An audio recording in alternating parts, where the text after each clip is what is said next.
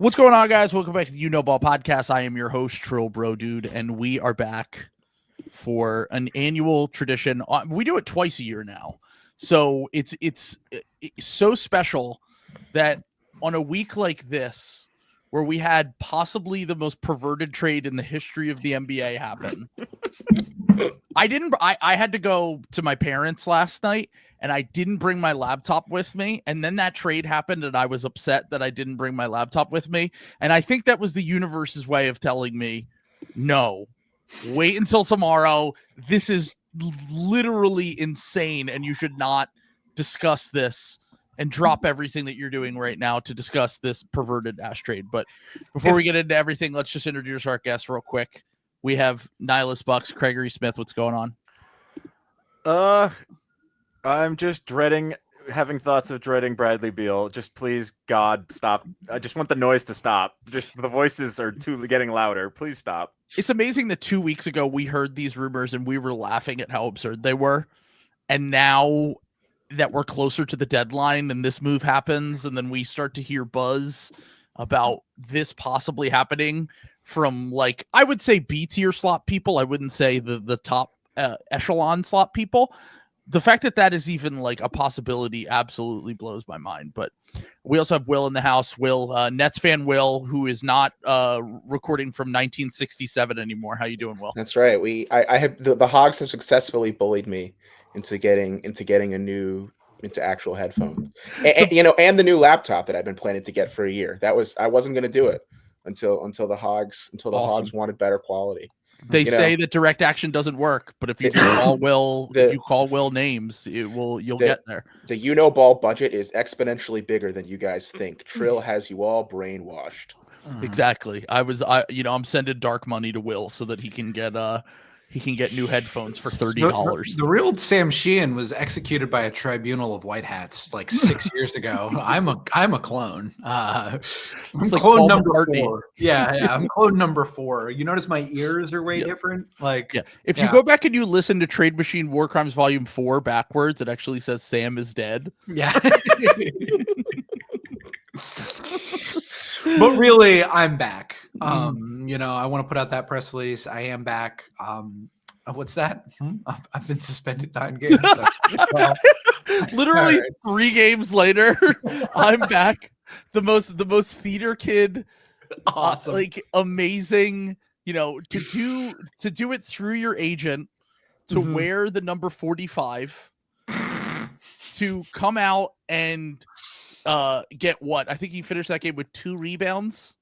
Incredible. He's basically been doing cardio for a week since he's come back. And now Jimmy Butler is suspended again for 2 games. Masterful gambit, sir, from Pat Riley. Just absolutely owning Jimmy Butler once again, showing him who the real boss is as you're about to either trade for the worst contract in the history of the NBA or possibly multiple wash players. I don't know. We'll see what ends up happening here in the next week. But before we get into the actual machinations of a Jimmy Butler trade, let's talk a little bit about this trade that happened last night, because we've laughed at Ishbia he's given us a good 2 years of content at this point. Slopfest 2023 was one of the most enjoyable. Obviously the Kevin Durant trade happens. He takes over that week with the Suns, and the 2 years since has just been doubling down, tripling down, quadrupling down on the worst idea of all time, which is basically acquiring a bunch of old stars that don't fit together, and to spend the most amount of money possible, exhaust all of your draft capital, and still be the 11 seed in the Western Conference. So they traded their unprotected 2031 first round pick for the worst of the Minnesota Timberwolves and the Cleveland Cavaliers picks in 2025, 2027, and 2029, which the Jazz acquired via the Rudy Gobert and Donovan Mitchell trades. This is basic. That pick right now is the 30th pick in the draft already. Yeah, so it's basically a second round pick. Its ceiling is 29. There's literally one team that might pass Cleveland. Yeah, 1, 2. Okay, see, that's it, right? Yeah. And it goes unlike the NFL, the NBA goes based on regular season record. So there's no way that the Cavs can get to the best case scenario. It's 29. It's most likely 30, which is essentially a second round pick. And then you have 2 years from now and 4 years from now, these picks that have so limited upside, and to give up 2031, which we've discussed many times on this podcast. If Miami were to make a move and take on Bradley Beal's contract for Jimmy Butler, the 2031 pick would be one of the best assets in the entire NBA. Like, this team has virtually no way to improve going forward unless they somehow hit on these late first round picks every single time, if they keep them. And if they're moving those picks, which I presume that's what their plan is here. They're going to try to attach it to Nurkic. They're going to try to attach it to the Beal contract. And they're going to try to build a deeper, better team with Jimmy Butler maybe, or I don't know. Like, I just don't understand what the thought process behind any of this is. I mean, I've said before on here, does Ishbia have the climate change data as a mortgage guy? And he's like, look, it's all over in like 7 years. Like, we're done. And like the species is cooked. So I might as well have some fucking fun while I'm at it. Trill, have you considered that 3 picks is more than 1? Did you guys see the meme Harrison posted about the trade where it's like the Suns offering 3 piece first now instead of 1, and it's just cutting a slice of pizza into 3 tiny little things. 3 little tiny slices. It's essentially what they did. I mean, it is extremely ironic that the second Ishbia gets hired by this or takes over for the Suns, the mortgage guy just mortgages their entire future. Like, he literally, Sam was saying last night on the timeline that he basically did the subprime mortgage crisis, but with first round picks. Maybe he's got some deal with another mortgage guy billionaire where he's crashing the Suns team value on purpose, and then his friend is going to buy the team at a lower point. And then they're going to. I don't know.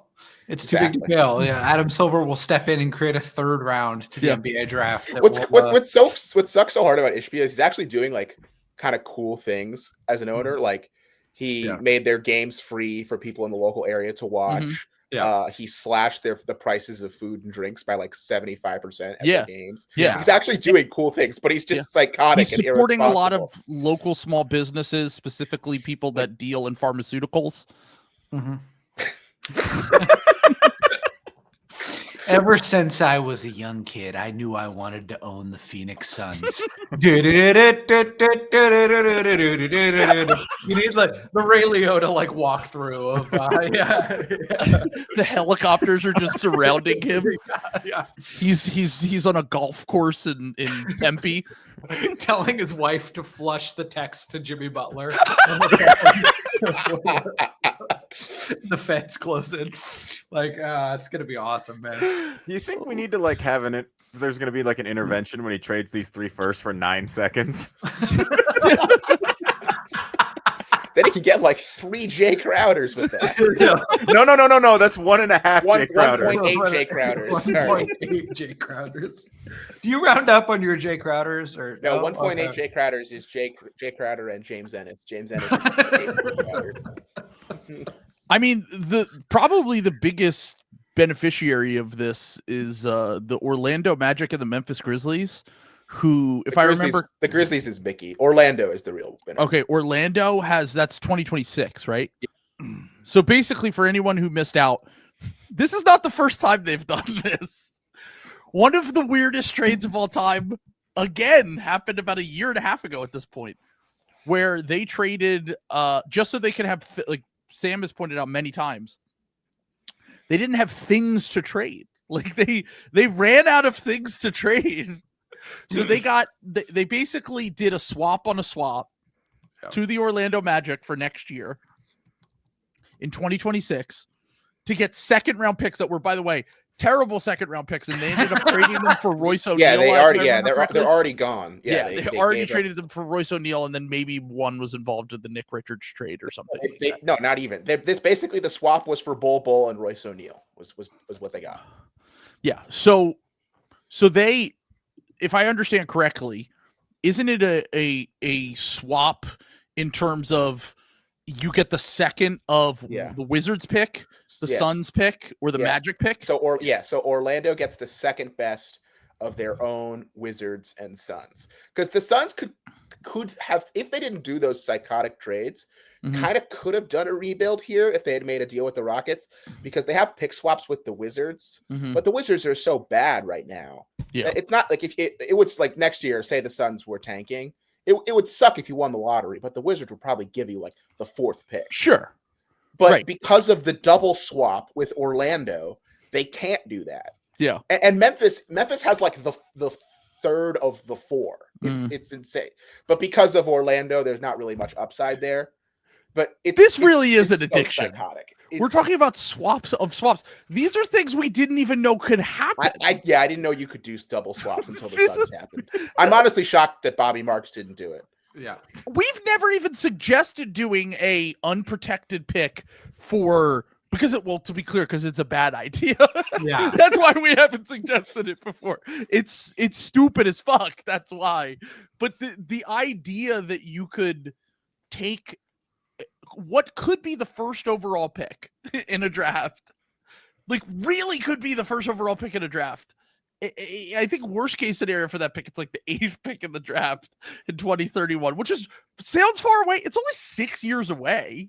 Like, it's not that far. 6 years is so long. Some people have pointed out here though that like I saw someone say on Twitter last night, like, oh, that 2031 unprotected pick will be similar to how people treated the 2021 Heat pick that was traded years out. And it went from like 4 different teams. Like, I think the Sixers had it at one point, but let me get to my point, because I disagree with that. Okay. Here's the reason I disagree with that.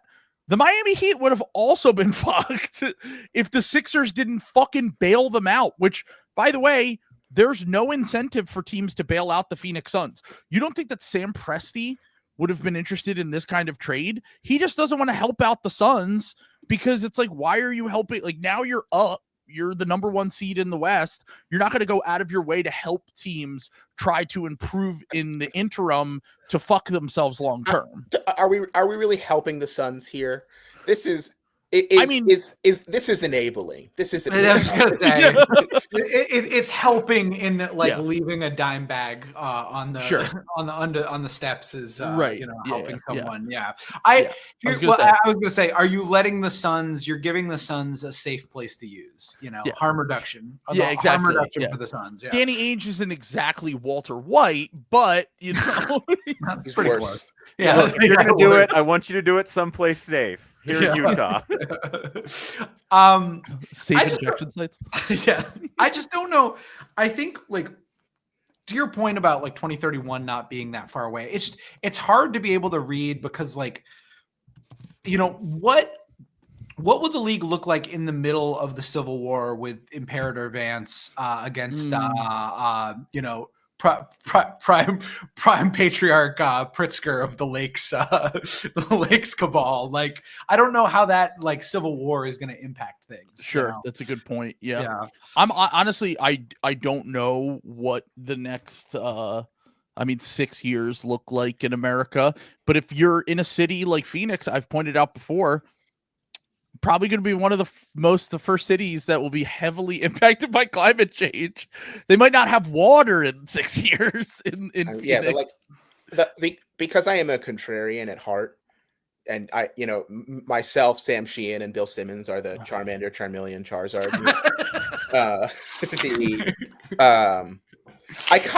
There was a small part of me that thought, if you operate under the two assumptions that are both wrong.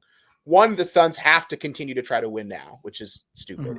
And 2, that they wouldn't immediately trade the picks.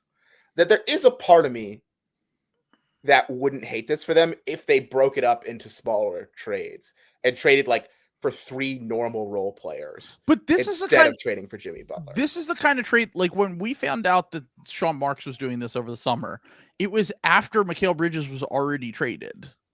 Like, it was kind of a package deal. I agree. But what I'm trying to say here now is we don't like the reporting that's come out from Mark Stein is like they don't have a move that's imminent. They just wanted to do this.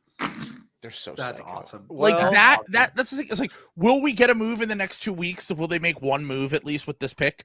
One of these picks? Sure, probably. There's no guarantee that any of this happens, though. And the fact that there's no guarantee to make that trade, what's the rush?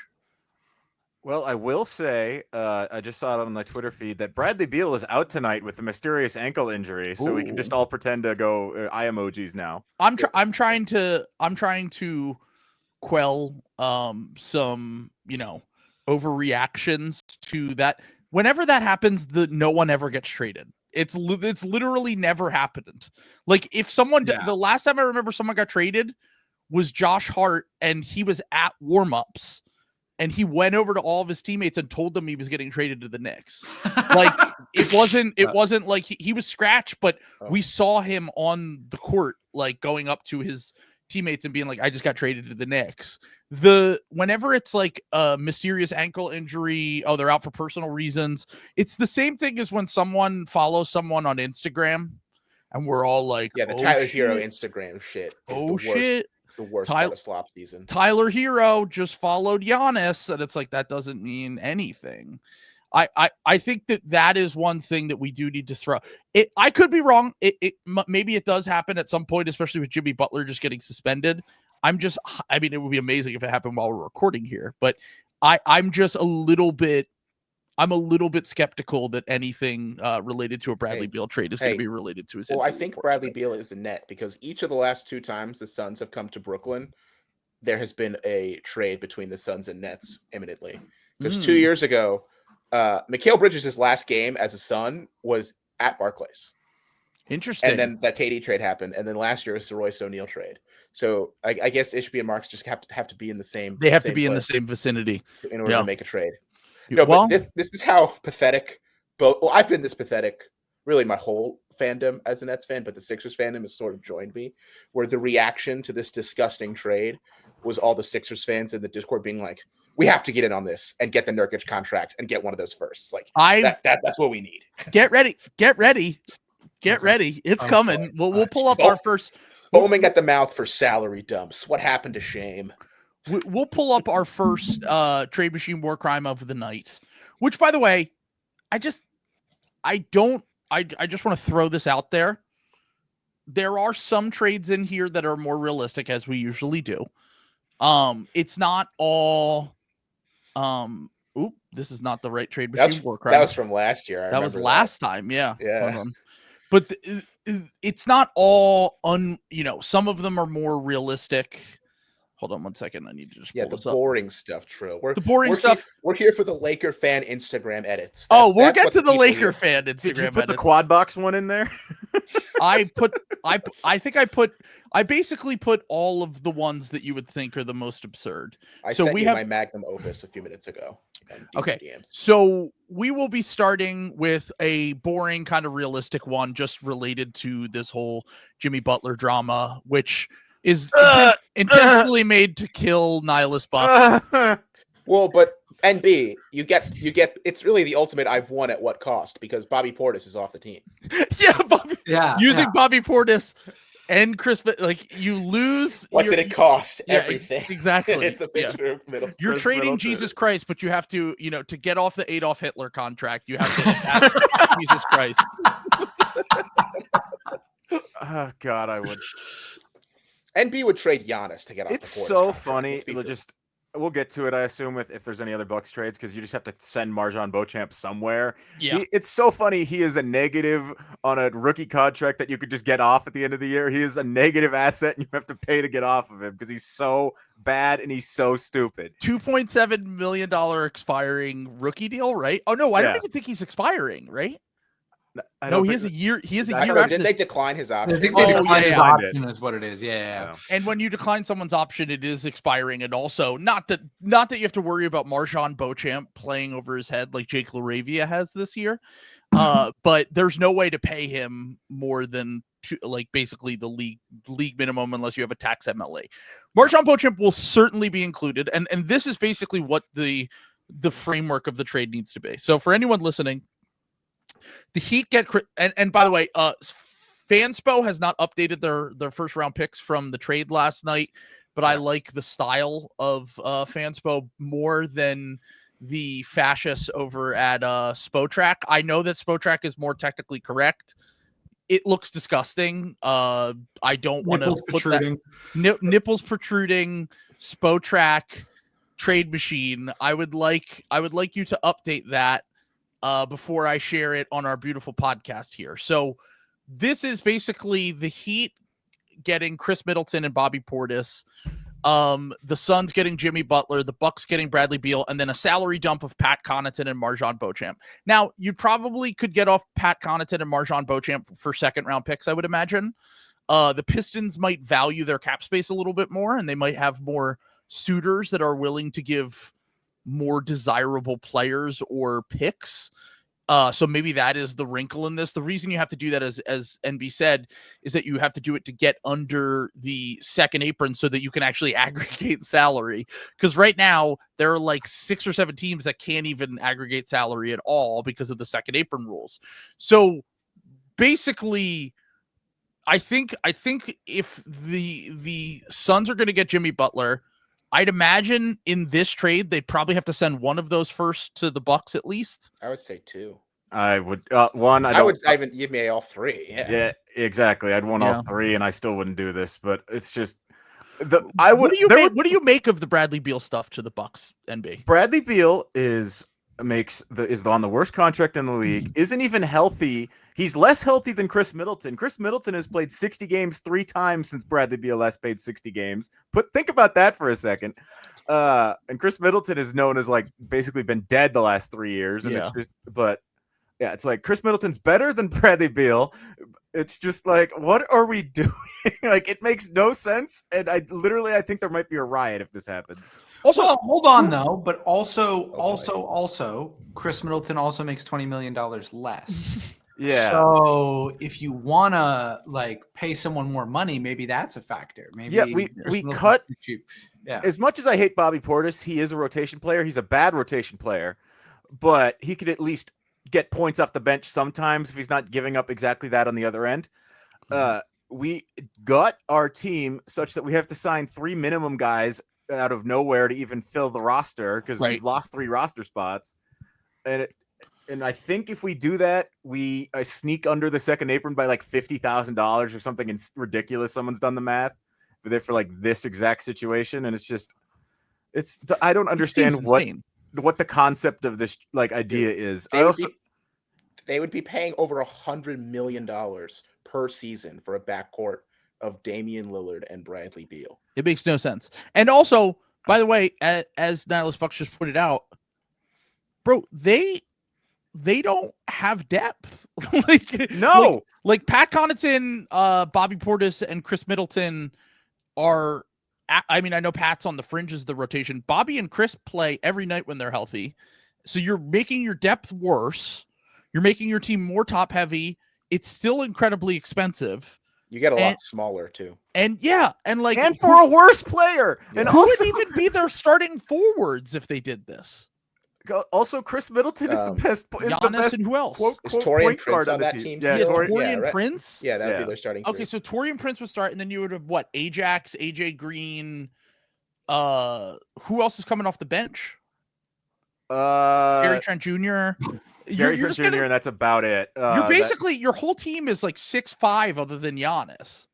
And Brook Lopez. Do not forget the tree that is Brook Lopez. Sure, but Brook Lopez is also 37 years old. He's also still good, so it doesn't matter yet. It'll matter. Mean, in the playoffs, if you have Bradley Beal and Damian Lillard as your backcourt, it probably does matter. Yeah, it turns out the drop doesn't work when you don't have Drew Holiday at the point of attack feeding people into the Brook Lopez. Turns out it's worse. Who could have seen that coming? Right. Bucks are going to sign Pat Bev on a minimum to fix all this. Oh dear God! That culture.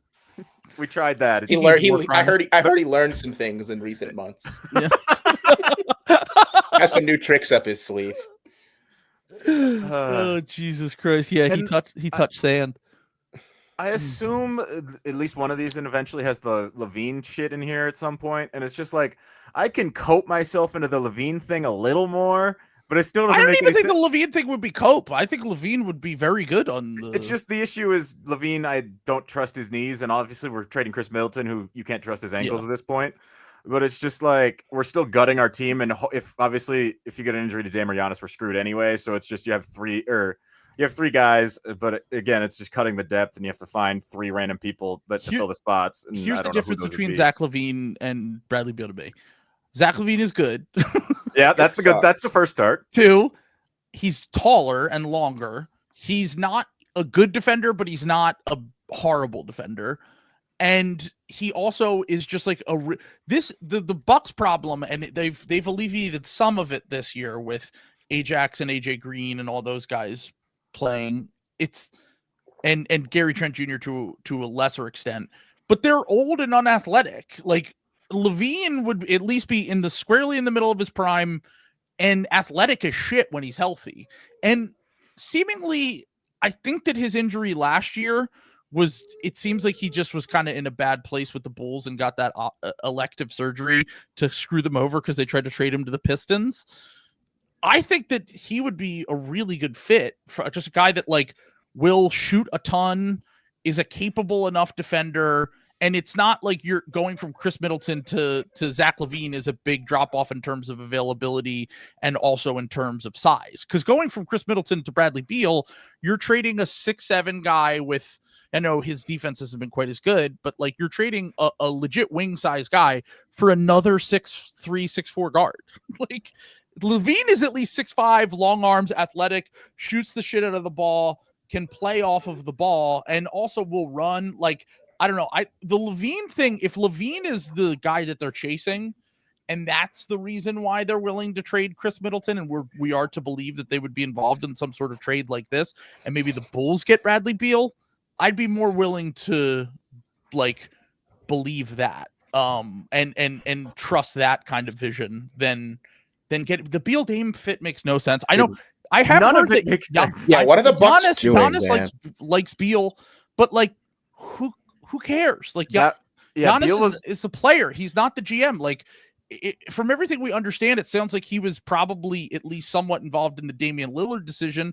And like, I would just be like, let us do our job. Yeah, well, it depends on who you ask. Obviously, they say that Giannis wasn't involved, blah blah blah. But who knows? Of course, he was involved. But on his list at one point was Drew and Beal. That was obviously before the 2020 season when we traded for Drew. Yeah, I have no idea what his current feelings on Beal are, but just God, please do not let they're like legitimately be a riot around Fiserv if they try to trade Chris Middleton and they're getting back Bradley Beal. I kind of think that the fact that they're even sniffing around on this means Giannis has signed off on trading Middleton. Yeah. So Giannis locker room cancer agendas are thriving. You know. I remember back in 2017, I think, or whenever Kyrie got dealt to the Celtics. 17, yeah. Yeah, there was the proposal of Chris Middleton and Brogdon for Kyrie that Giannis shut down. And also Chris Middleton was just the best man at Giannis's wedding, but wow. I mean, having him in the back like that. I was going to say, if you are to trade Chris Middleton to try to get younger and more athletic, fine. If you're to trade Chris Middleton for a guy who's also in his 30s, also injured, does not make you any more athletic or worse at basketball. It doesn't and more expensive and has a no trade clause. Yeah, it makes literally and it's no sense. 3 more years.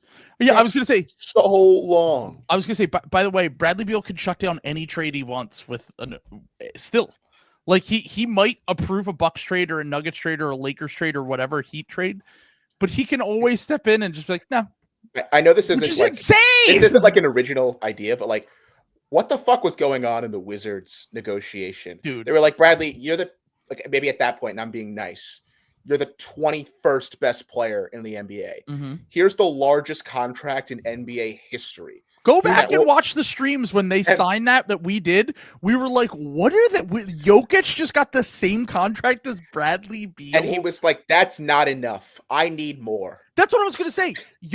It's actually... I don't think Jokic has a no-trade. Jokic doesn't have a no-trade. I don't think anyone has had one since KG. No, I think Giannis has LeBron one. and Giannis. Carmelo on the Knicks had one. There's been a few, but like Carmelo Knicks is like the worst one. Yeah. And like culturally, he like brought the franchise out of the ashes. Like, Yeah, exactly. And was an MVP candidate for that. Like, yeah. Bradley Beal, once again, didn't even make the All-Star team the year that he signed that contract. it was always so funny because it was so obvious that he was just waiting until he got the Supermax. Oh, yeah. He's the only guy who's successfully done this. Yep. Because everybody else has like not made the All NBA, but it was like, oh, I love Washington. I love what we're building. Literally the second he gets that contract, yeah, I want out. Wow, he basically fooled everyone in Washington. How hard is that to do? I mean, That was another case where they massaged themselves, dude. Like everyone knew they should have traded him the year before that too. Like everyone knew that. Like and the response was like, what are you gonna do? Let him walk for nothing? Yes. I mean, technically, I guess that would have been wrong for the Wizards because they at least got those picks up, but now they have the fucking Jordan Poole contract. Yeah. And he killed himself.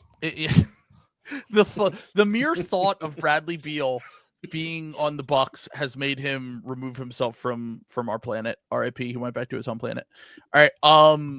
This is once again, they don't have the picks on Fanspo yet. So they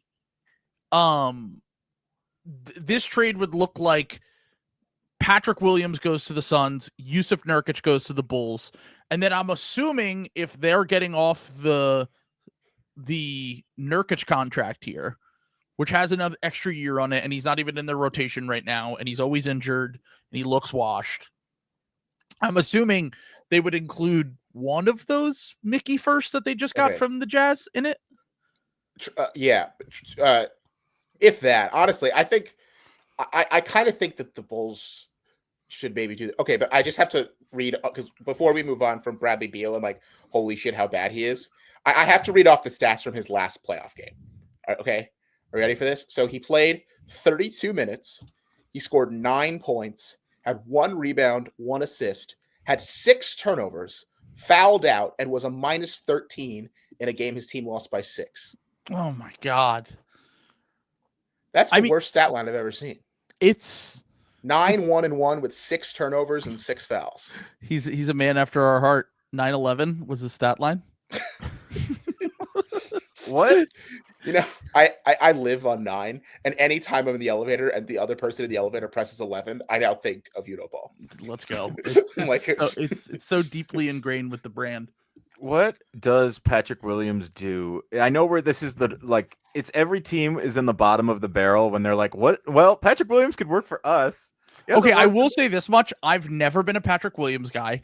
Always drove me insane when people were high on Patrick Williams. He is a wing size guy who has been decent defensively, can shoot, can handle the ball a little bit. I actually think he makes some sense as a change of scenery. Yeah, I was going to say change of scenery, guys. He fits the mold almost perfectly based on, but his production to this point, no. I mean, he has not done anything to warrant the kind of desire for him around the NBA. I don't think at all. I mean, he's a classic kind of, he's basically, the Kawhi Leonard of Tony Snell's. He's an extremely slow processor. It's kind of the Tobias disease, but with less talent. Yeah. Right. And also like vaguely athletic, but doesn't really use his athleticism. He can't rebound despite being like a 6'9" wing, which is right. Kind of pet peeve of mine. Yeah. But occasionally you'll see him catch it, get into the mid-range, come up, and you're like, all right, you get it a little bit. Yeah, like DeAndre Hunter was horrific for 5 seasons. Exactly. And then he just all of a sudden he can shoot now and he's like pretty good. Is that going to be the new Jaylen Brown was actually no, because this happens every year with a random wing at this point. I mean, even Cam Johnson, he was pretty good, but the dude's doing now is pretty good. PJ Washington, pretty good, but not anything. He was an average rotation player and is legitimately good on the Mavericks. It happens so often with these guys that are kind of nothing in their early 20s. The problem is that once again, when I said the Kawhi Leonard of Tony Snell's, it's because you could watch 5 games of Bulls basketball and not notice Patrick Williams on the court for multiple games. I'm sorry. Did we see the tweet of mine that Gregory just put in the where the 5-team trade is real? It's also, I tweeted that out. But also 2 of the teams aren't in it, so it's not a 5-team trade. It's a hilarious. Like report. They included the Raptors and Pistons without telling the Raptors and Pistons. Oh my God. Okay, so Evan Sidery just tweeted. I'll pull up the tweet right now on here because this is literally fucking Arrested Development shit, dude. Hold on, this guy Patrick Williams is not Cody Williams bad. Like no, I didn't say that. No, somebody in the comments said no. Like he's bad. He's an NBA player. No, Patrick Williams can shoot, can score, can defend. He doesn't do anything that you want. Like you said, he's not a quick decision maker. He's not like a stocks guy. He's not a rebound guy. He does kind of feel like he's asleep most of the time, which is why he feels like a change of scenery guy. Yeah, exactly. Like he used to get bullied by Butler and KD. Here's the tweet. The Suns believe they have a 5-team trade framework in place for a trade to acquire Jimmy Butler per Gambo. 2 teams currently in talks are unsure if they want to get in on it, but Phoenix is actively calling to put finishing touches on the deal.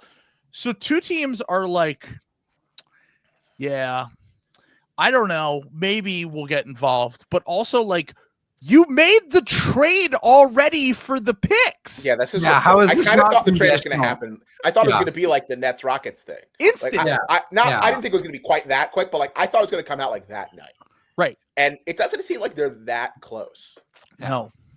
God, they're so insane, man. This is you know how we've always been complaining that we need to bring back like 2000 style dumb front offices. The Suns have done it, man. Yeah. You know, if Gerald Wallace was there, they'd be like, please take the Damian Lillard pick for Gerald Wallace. Exactly. You know? What does an unprotected first round pick cost, Michael? 3 first round picks. No, you got a top 3 protected because there are 3 good players in the draft: Anthony Davis, Michael Kidd-Gilchrist, and Thomas Robinson. Exactly. Everyone knows those are the only 3 good players in that draft. Yeah, exactly. So the Suns are still churning in the slot mines. They are the fucking 10 seed. The Bulls are the 10 seed. Like, if only someone could have seen this coming. I mean, I was slamming their under before this season. Yeah, Tyus Jones ruined their team. He ruined it. I think, as much as I make fun of like Bill and House and Russillo, they usually do like a pretty good job on like the over-unders pod. That like blew my mind that all of them locked. I wasn't high on the Suns. I think I had them still in the play-in range. Because I was like, oh, Bud will get them to be like somewhat competent. And, maybe some of their young guys can crack their rotation and make up for whatever. They're terrible. And the fact that people were legitimately very high on them despite making no changes. Tyus Jones signed. Tyus Jones PR generational. I mean, did we not say this for 2? Yeah. Did we not say for 2 years the worst thing about fucking media is when they're like every team could use Tyus Jones, and it's like it's not. Tyus Jones is a fine player. Worse than Dennis Schroeder, who's been like the worst player in the NBA since he got traded to the Warriors. Yeah, he's a backup point guard. It's literally what we talked about when we say the fetishization of just having a normal point guard because all creators became wings and scoring guards. That's why Tyus ruined their team. Is last year their offense really wasn't as good as people thought. They were like 12th, but their defense was pretty good. It was like 14th because Booker was regular. Like the smallest guys they were playing were like Booker, and then Beal hardly ever played. So it'd be like Booker, KD, a big, and like athletes, which turned out they won 49 games last year. Like they were a normal team. Yeah. And now they were just below expectations. And now Tyus Jones hasn't made their offense any fucking better because he doesn't it's not as good as just giving the ball to Booker and KD. And he completely ruined their defense because they're so fucking small now. And also you can't put Devin Booker at small forward if the backcourt is Bradley Beal and Tyus Jones. In the modern NBA, that was your fucking plan going into the season? Like, that just seems insane. Look at this guy. I like this comment from Jay Benjamin. You should pull that one up, because it's the one comment, it's the one archetype media guys that podcasters can relate to. Unathletic, small, true point guards, because that's who they can relate to. It's true. I also always thought that Tyus Jones was a bit of an analytics farming guy, where because he just never But his analytics aren't even good. No, but it's like just the assist to turnover. I was going to say the assist to turnover ratio made it seem like he was like a legit, efficient passing, playmaking guard. When the reality was like he just doesn't really make tough passes. He's a good passer. He just is not going to make the passes where he could possibly turn it over. And numbers in general kind of tend to favor those guys. All right. So let's move on to the next one here because we didn't even talk.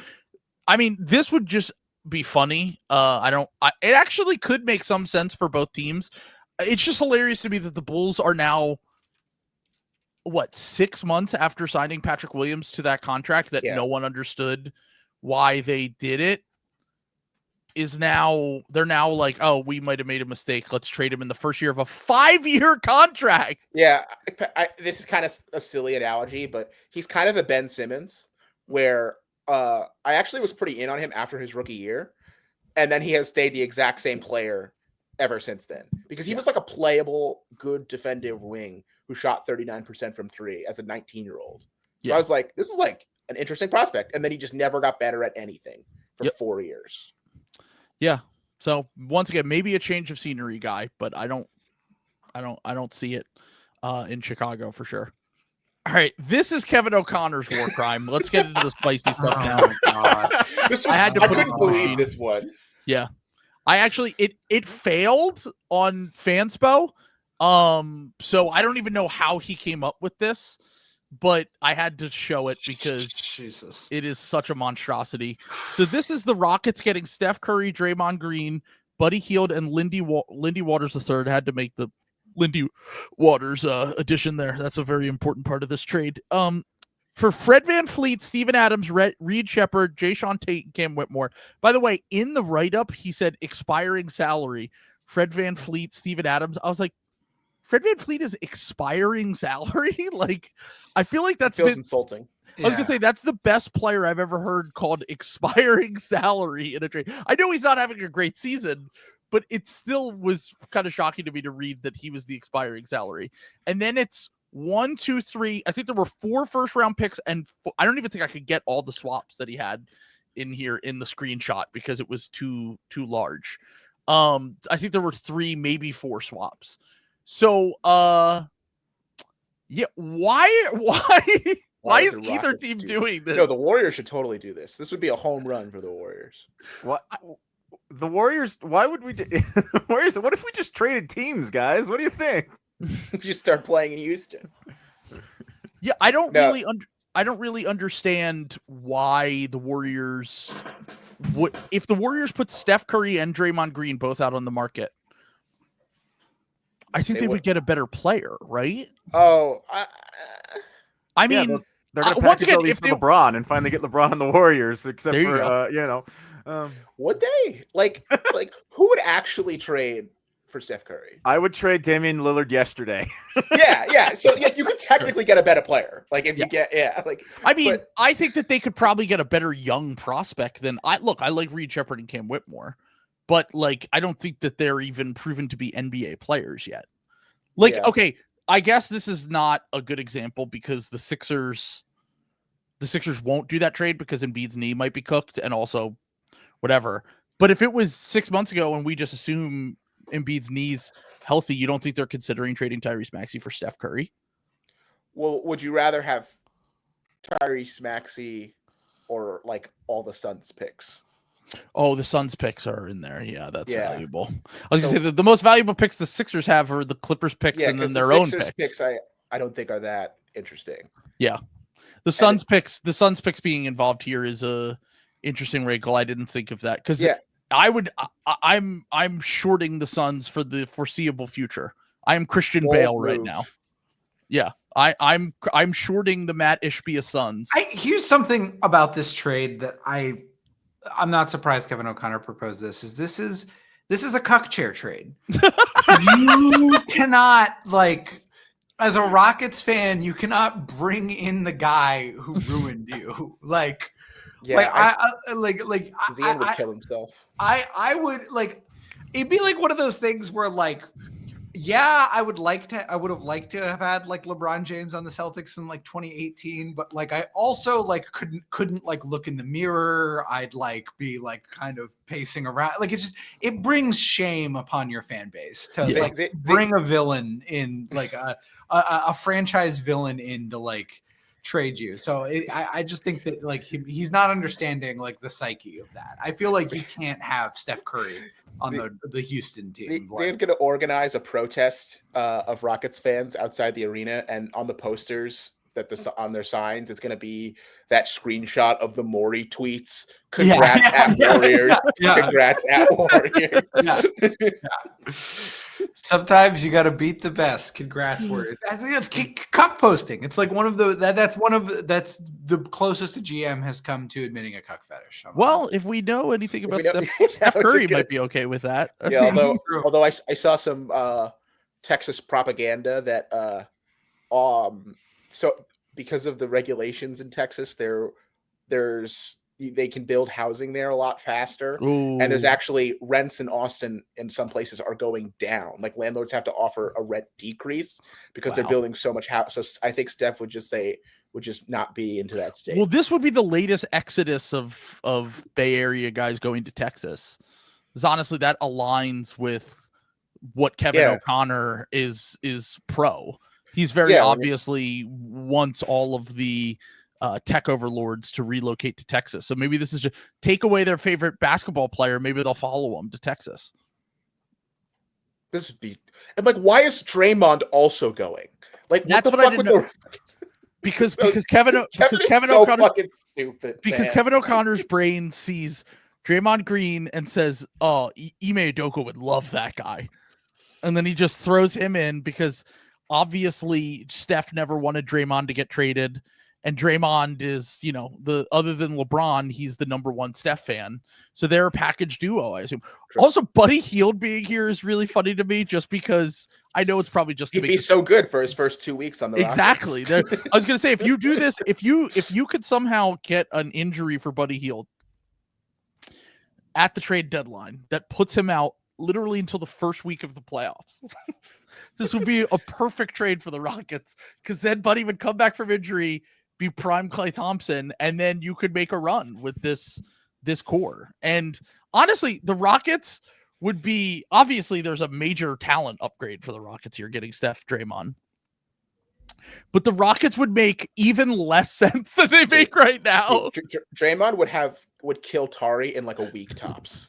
No, he loves Tari, dude. Yeah? He's a huge Tari fan. I feel like he's a bozo. I guess Jalen would be the one who has to die. Yeah, I was going to say, I think Jalen would be the Jordan Poole facsimile that would instantly get the Kanye and through the wire treatment when Draymond gets there. So, all right, let's move on to the next one here. This is from Eric Pincus. She Ericin on my Pincus. From, I think he writes for Bleacher Report now. I read this and instantly had to put it in the trade machine. This is a great trade. Your common trade that involves 6, 10, 13 players that happens at the trade deadline with 3 different teams. This is somehow when I put it in, it said success and it worked. My brain almost exploded that they could somehow patchwork this trade together. Honestly, because it's really not that money. The roster spot net difference is not that bad because the Bulls are sending out 5 and getting 6. Mm-hmm. The Warriors add 1. And no, the Wolves add 1. The Warriors stay the same. That I was shocked to see that this was actually a somewhat functional trade. Yeah, this kind of makes sense. This is extremely impressive. The Bulls get Julius Randle, Gary Payton II, Kyle Anderson, Kayvon Looney, Jonathan Kuminga, and Luka Garza. The Timberwolves get Lonzo, Buddy, and Julian Phillips. The Warriors get Nikola Vucevic, Patrick Williams, Torrey Craig, and Talen Horton-Tucker. Can't include THT. Yeah, it's a future star right there. Future superstar. Hot take that isn't that hot. Well, the Bulls get Kuminga, who's also a future superstar based on Warriors media. Dude, I gotta find that. There was a Bleacher Report article, hopefully not written by the same person. No, it definitely wasn't. But it would rank like the top 40 trade assets, And if I remember correctly, THT was a couple spots ahead of SGA. Yeah, and this was not that long ago. This was like 2022. This was after SGA had like 30 games of playing like an all-star for the Thunder. That one season when he had Al Horford and George Hill and so insane. Yeah, that was like you guys say Kuzma's the worst player ever with the Lakers. No, it's THT. Like Kuzma averaged 20 points a game in the NBA. I mean, if you see what the Lakers are doing with Taylor Horton-Tucker in this preseason, it's hard for me to see the Bucks repeating this.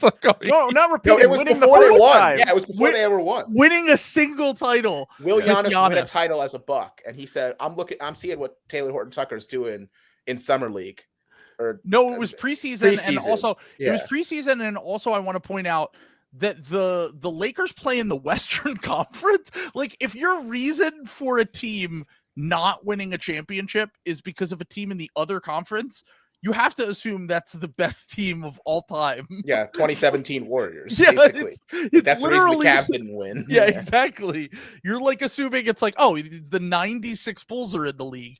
The Lakers adding Taylor Horton-Tucker is akin to the Warriors adding Kevin Durant in the middle of his prime. That's the same exact thing. So yeah, this trade actually, the more I think about it, the more I'm like, all right, the Wolves get off the Julius Randle contract. They move on from him. They get Lonzo. I mean, the only problem is that they're just all guards again, but they get Lonzo and Buddy. The Warriors, I guess the Warriors wouldn't do this because they value Kuminga too much, but like getting Patrick Williams and Vucevic back. Do they really? Like, I think are they really going to pay Kuminga? The one thing that would, because remember, like all Bulls trades, you have to think about how to maximize Kevin's insanity levels. Yeah. So, he would be pissed that they gave up Julian Phillips. I can only fathom the combined salaries going forward for Kuminga and Giddey. No! It's going to be at least Julius Randle still on the team next year. So like, this is like a nightmare. both, Bro, so, listen. Hold on. Listen to the players that the Bulls would be left with here. Julius Randle, Josh Giddey, Jonathan Kuminga, Kyle Anderson, Kayvon Looney. They would legitimately be so unwatchable. Zach LaVine would jump off at the top of that. He's gonna have the bean, an elective surgery where they just cut off his leg so he can retire. yeah. I think this is literally just how can we make the Bulls still the 10 seed, but also even worse to watch than they are right now or have been for the past 5 years. Kuminga and Giddey is like a bizarro version of Cam Thomas and Ben Simmons, where they're actually kind of a good fit, but they're both terrible and bring out the worst in each other. Yeah. So like they complement each other well, but it makes your team shitty because they're ass. But it just shouldn't happen on an NBA basketball team court. We do have to remember the Warriors would be trading for Meg Thee Stallion in this trade. Just remember. Ooh, very important for her to get courtside there. Yeah. Torrey Craig.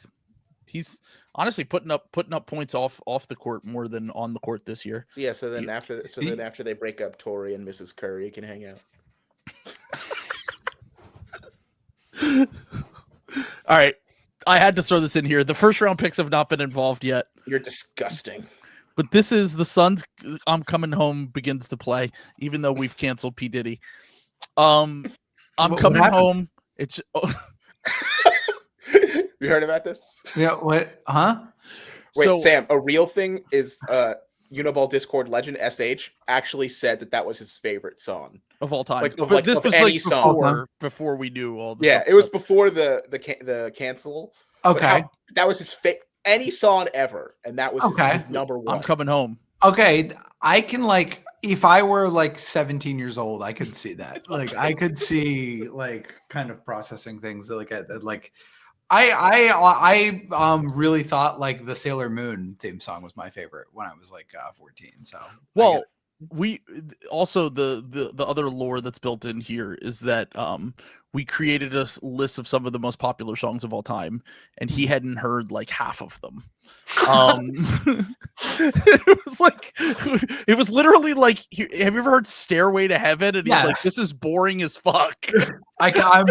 If SH comes to New Orleans, I'm locking him in a room with me, and we're gonna listen to the "Your Love" by the Outfield. You got then you got to Just watch. on that vacation far away. It's my karaoke song, dude. I Yeah. know it word for word. So good. I'll be singing that. If you want to come to New Orleans and hear me embarrass myself in front of a large group of people, Yeah, sign up. tickets still available. And then you got to watch The Good, the Bad, the Ugly with known Black King Clint Eastwood. That's true. SH thought Clint Eastwood was African American. Is that because of the Gorillaz song? Like, did he think Deltron 3030 was? No, he doesn't know music. He doesn't know that. Oh, okay, well, That's the best part. I was gonna say. Oh wait, this is a double. I'm coming home because Reggie Jackson.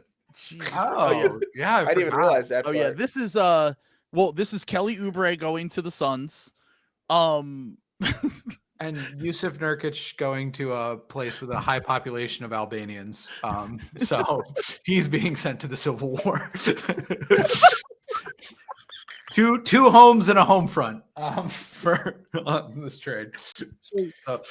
KJ Martin goes to the Suns. By the way, I just want to point out, I didn't include Caleb Martin in here. The Suns, Kelly Oubre played for the Suns. They were interested in KJ Martin. They were interested in Caleb Martin. Basically, the Suns have been linked to every player in the NBA ever since Ishbia got there. Because if you just Google a random role player and Suns on, just pick a random role player, there's almost certainly at least one rumor out there about them being interested in them. So this is Gershon Yabusele also going to the Suns. The Sixers get Yusuf Nurkic, and then we salary dump Reggie Jackson to the Pistons. So I'm assuming the Sixers would have to include seconds to get off Reggie Jackson, even though he's expiring maybe a second, just to make that work. He makes the minimum. I think 1 second is fine. 1 second. And then the Nurkic thing, I mean, we're sending them 3 rotation players. Are they 3 rotation players on one of the worst teams in the NBA? Yes. But it is Mat Ishbia. They need wings. They need Yabu's cooking. Yabu's been great this year. If we do this trade, can we get 2 of those Mickey first for taking on the Nurkic contract? Because Nurkic helps us reach our desires as well. Dude, a Nurkic Drummond big rotation in 2025. Come on, dude. No, scratch that. Double big lineup. Double big lineup with those two. With Drummond and Nurkic. We're not getting the 20 wins this year. Running a Drummond Jurkic pick and roll is going to be amazing. I just called him Jurkic. Which is Jokic and Nurkic. She's on my Jurkic right now. Yeah. But yeah, so this is, I just had to include a Sixers trade in here because I noticed we didn't have any. So all right, this one. Oh no. I like the completely meaningless Johnny Davis inclusion. So the Wizards get Julius Randle and the Timberwolves get Malcolm Brogdon and Johnny Davis. But why do the Wizards do this? They shouldn't, to be clear. And also, why would the Timberwolves even do this? Oh, I think because they have no route to cap space. I think it's a pretty fair talent.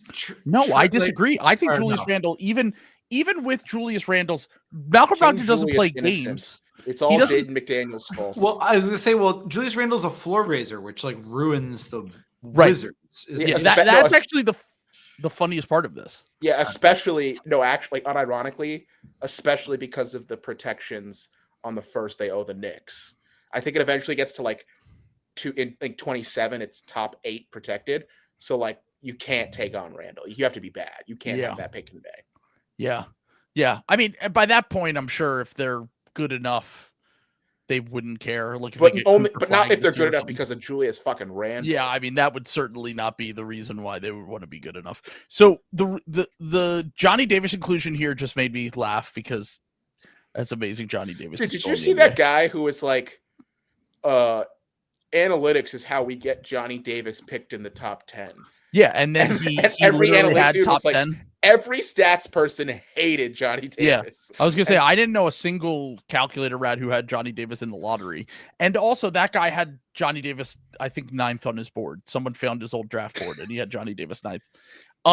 But this is once again, this is you're just living in Twitter in the age of engagement baiting. Like that's true. That's all it was. By the way, Malcolm Brogdon, does he play basketball games anymore? How many games has he played this year? It's got to be under 20. I know that this is more and I'll go on to the next Julius Randle trade for this. I kind of think it makes sense. So Sam Vecini brought this up, which is Jordan Poole for Julius Randle straight up. It doesn't make sense for the Wizards once again, but Jordan Poole has been kind of good this year. No, yeah, the problem is that they just invested all that shit in Rob. And Rob Dillingham, who can never play with Jordan Poole. Yeah. Well, and also like DiVincenzo, like what you're playing Jordan Poole and DiVincenzo at the same time in a closing lineup. I mean, they're already playing washed Conley and DiVincenzo. That's why I thought Brogdon would actually make some sense, as Brogdon is the Conley replacement for at least the if Brogdon was like 6 years younger. It would be good. I was gonna say this is the kind of trade that you do if you don't think that Rob is even close to ready, and you think that Conley is like unplayable. You're like, all right, I guess we just get Jordan Poole. Yeah, they should, but they shouldn't. They should just play Rob, and if they miss the playoffs because like they lose in the play-in, oh well.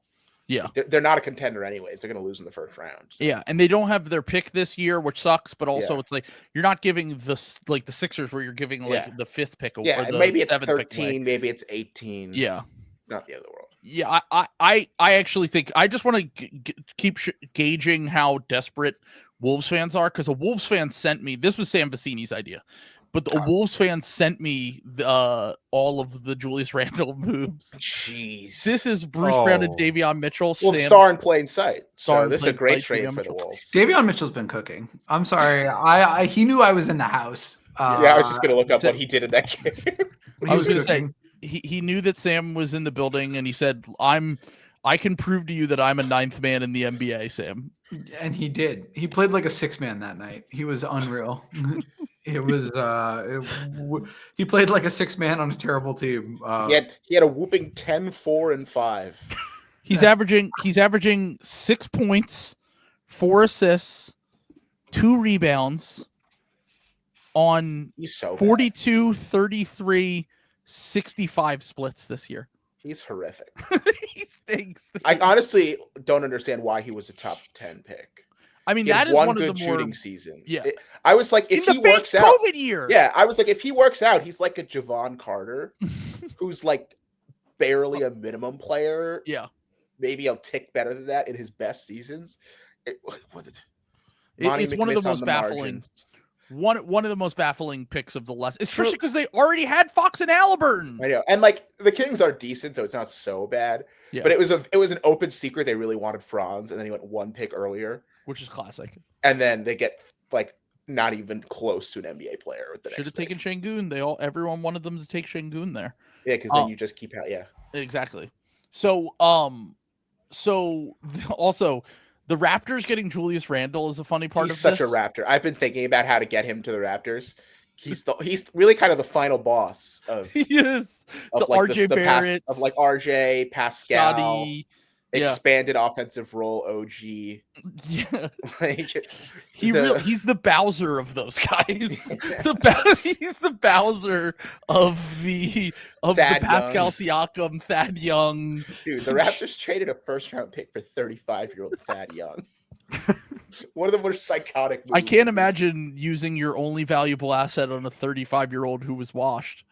I can't, as a team, as a fan of the Philadelphia 76ers, I cannot imagine investing everything you have into a 34, 35-year-old. Trill, you have to, I need you to be honest with me because I asked this to Krishna last night. Yeah. Yes. Would you straight up trade Paul George for the Ben Simmons expiring contract? And then you Ben walks. You buy him out. Even.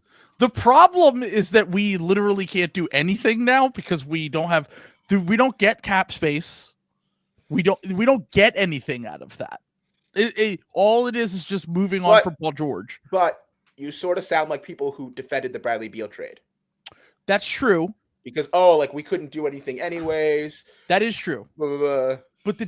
But I guess the one difference I would say is that if Joel Embiid is cooked anyway, I guess none of this really matters. So I guess you would do it. If you think Joel Embiid is cooked, the Sixers would have a better idea than we do. I mean, it's not looking great. Bro, that would no, but actually don't buy him out. Let Ben as his swan song, be the Sixers tank commander, it would really be the perfect way to go out. People are saying that this was the worst offseason of all time for the Sixers, but we did get Andre Drummond for the vet minimum, and he makes it so that we can't win games. And we might get Cooper Flag. So it's impossible to say if it's bad yet. If Ben comes home and we get Ben Drummond, sign Fultz too. Just bring Fultz home. Sign Covington. Do it all. Do a reunion tour. Yeah, and it's the farewell tour of the process.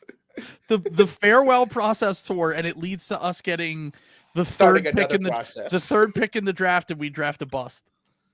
Just to pay homage to them. By the way, I said to Nate, who sent me this, who's a Wolves fan, who sent me this trade, I said, just to get an idea of where Wolves fans are at mentally with Julius Randle, I didn't include all of his trades because he sent me more, but then he sent me one that was like legitimately grim.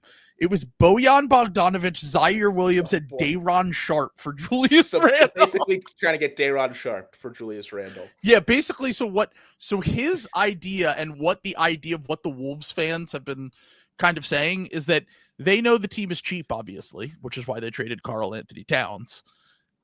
And they know that ownership is going to only want to pay a certain amount of guys. So this, essentially that trade and most of these trades are just to get off of Julius Randle's money so that they pay Naz Reid and they pay Nickeil Alexander-Walker. Yeah, because he's 100% opting in. Like there was people. No chance he doesn't next year. Because it's literally just the Nets, and I'd kill myself. So. Yeah, he's not going to go to the Nets. I mean, he would. I hope Joe Tsai would. No, I'm saying that's not a relationship that's going to happen. I don't. Speaking of because I said I think Julius Randle would totally take the Nets money. Mm-hmm. Did you see what D'Angelo Russell said last night about being back on the Nets? Mm-mm. Oh, I'll never take being able to play free basketball like this for granted again. He is in heaven. He loves the Luka Doncic of the worst team in the NBA.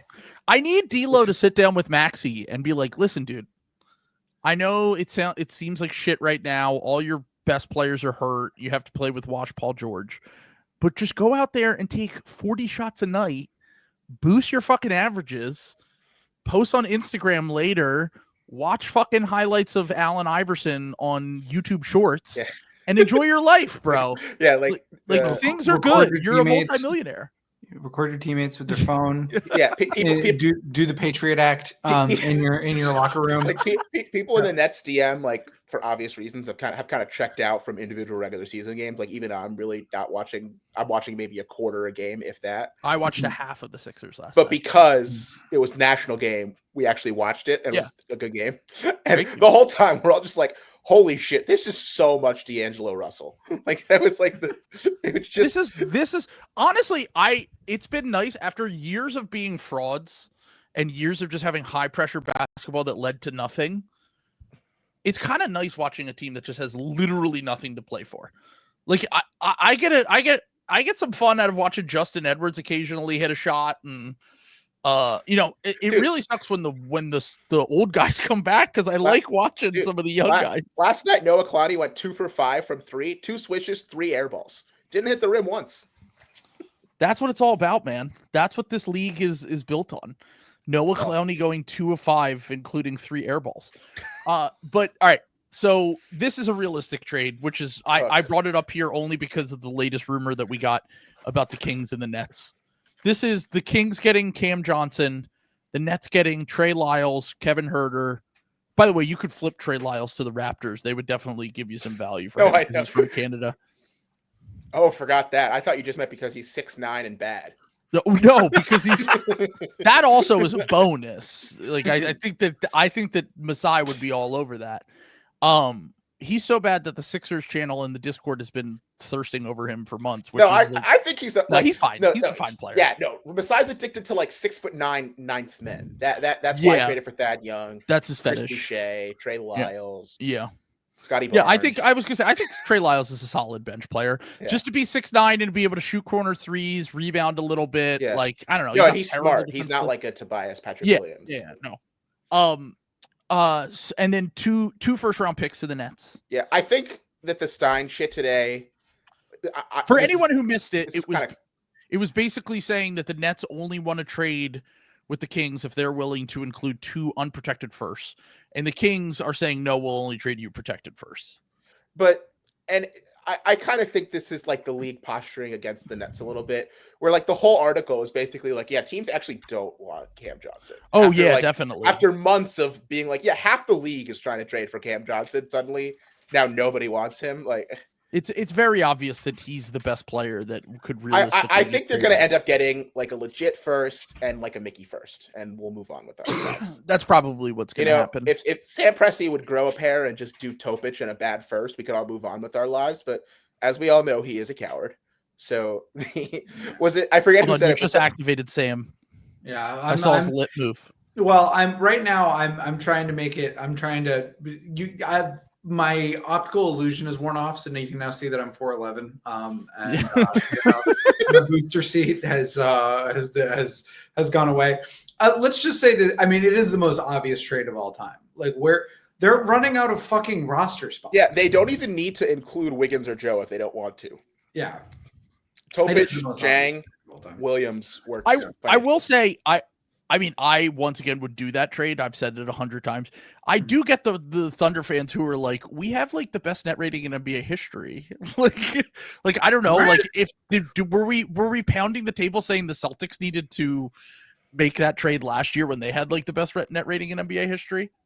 To be fair, they have the worst net rating in NBA Cup final history. So that's true. Yeah. They also couldn't really make moves without breaking up. Like OKC can make a move without touching any rotation players. They should do it. Like, I also don't think that it's a move that makes you inflexible after this. Like, if you get Cam Johnson and it doesn't work, you go, we can trade for someone else. Yeah, just do what the Celtics did with Brogdon. Yeah, literally a better version of that. They're not going to trade, and they're going to lose in the second round again. No, Sam, they are going to trade. They're going to get involved in this Jimmy Beal thing and take Pat Connaughton in a second. And that'll be the only move they make. I was going to say, they were like, we need a Republican guy that's in his 30s. That's, it's just. Which is why the OKC Thunder will be acquiring Sam Sheehan. Me? They need a Republican white guy in his 30s. Yeah, there you go. Just like me. I thought I played my political close to the vest, but yeah. Sam's an Irish Republican. Sam's not at his normal location. He's still in DC. He got stuck. Yeah, I was gonna say I'm still rubbing Palantir. I'm in the teal zone. I'm with Dasha. And Let's Anna go. Right this is now. what we're here for. Okay. Now we start. Yeah. The real show starts now. This is the Lakers getting Jimmy Butler, which after trade LeBron scenario James, number 2, I have them in here, Trill. NB, I have a question. Yes. Was there trade scenario number 1 that was not realistic? Correct. And it was the Lakers. No, that was way more realistic. The first one, I didn't include the first one because the first one had Austin Reeves in it, and Austin Reeves is good. Like, I think Austin Reeves would be just as good as any player they're going to get for Jimmy Butler at this deadline. This is awesome, dude. This is so good. That's why I didn't. This one is Rui Hachimura, Max Christie, Jared Vanderbilt, Gabe Vincent, and Jalen Hood-Schifino for Jimmy Butler. All right, let's start with the important things. Whose jersey has been photoshopped onto Jimmy's head? You can still see his other jersey. That Cam Reddish? Yeah, hold on. Yeah, I think so. Yeah. Yeah. No, hold on. Who is the sponsor there? Is that their current sponsor? Bibby, I don't know that company. Well, Pat Bev was on the Lakers. Well, maybe it's Pat Bev. Yeah. Well, they have the 6 patch on there, so that was the Bill Russell season. Yep. So that's got to be 2022. Was that the Bill Russell season? 2023. Yeah, so it might be Pat Bev, actually. Yeah. Pat Bev. Yeah. Let's look up what the funniest answer was. 2022, 2023. I'm just looking at the 20. Oh, it's Kendrick Nunn for sure. Oh, Lakers trade machine legend. Yeah. Just wait till Kendrick Nunn gets back. So I like that we get I'm coming home guy here and Gabe Vincent going back to the Heat. When 50% from 3 in the 2-7 matchup versus Celtics. It's exactly what I was thinking, is that we're gonna get Gabe Vincent against the Celtics in the playoffs again, and he's not gonna miss a single shot the whole series. They get to take a flyer on some young guys like Max Christie, Jalen Hood-Schifino, returning star to the lineup, Jared Vanderbilt, playing basketball for the first time in what feels like 2 years.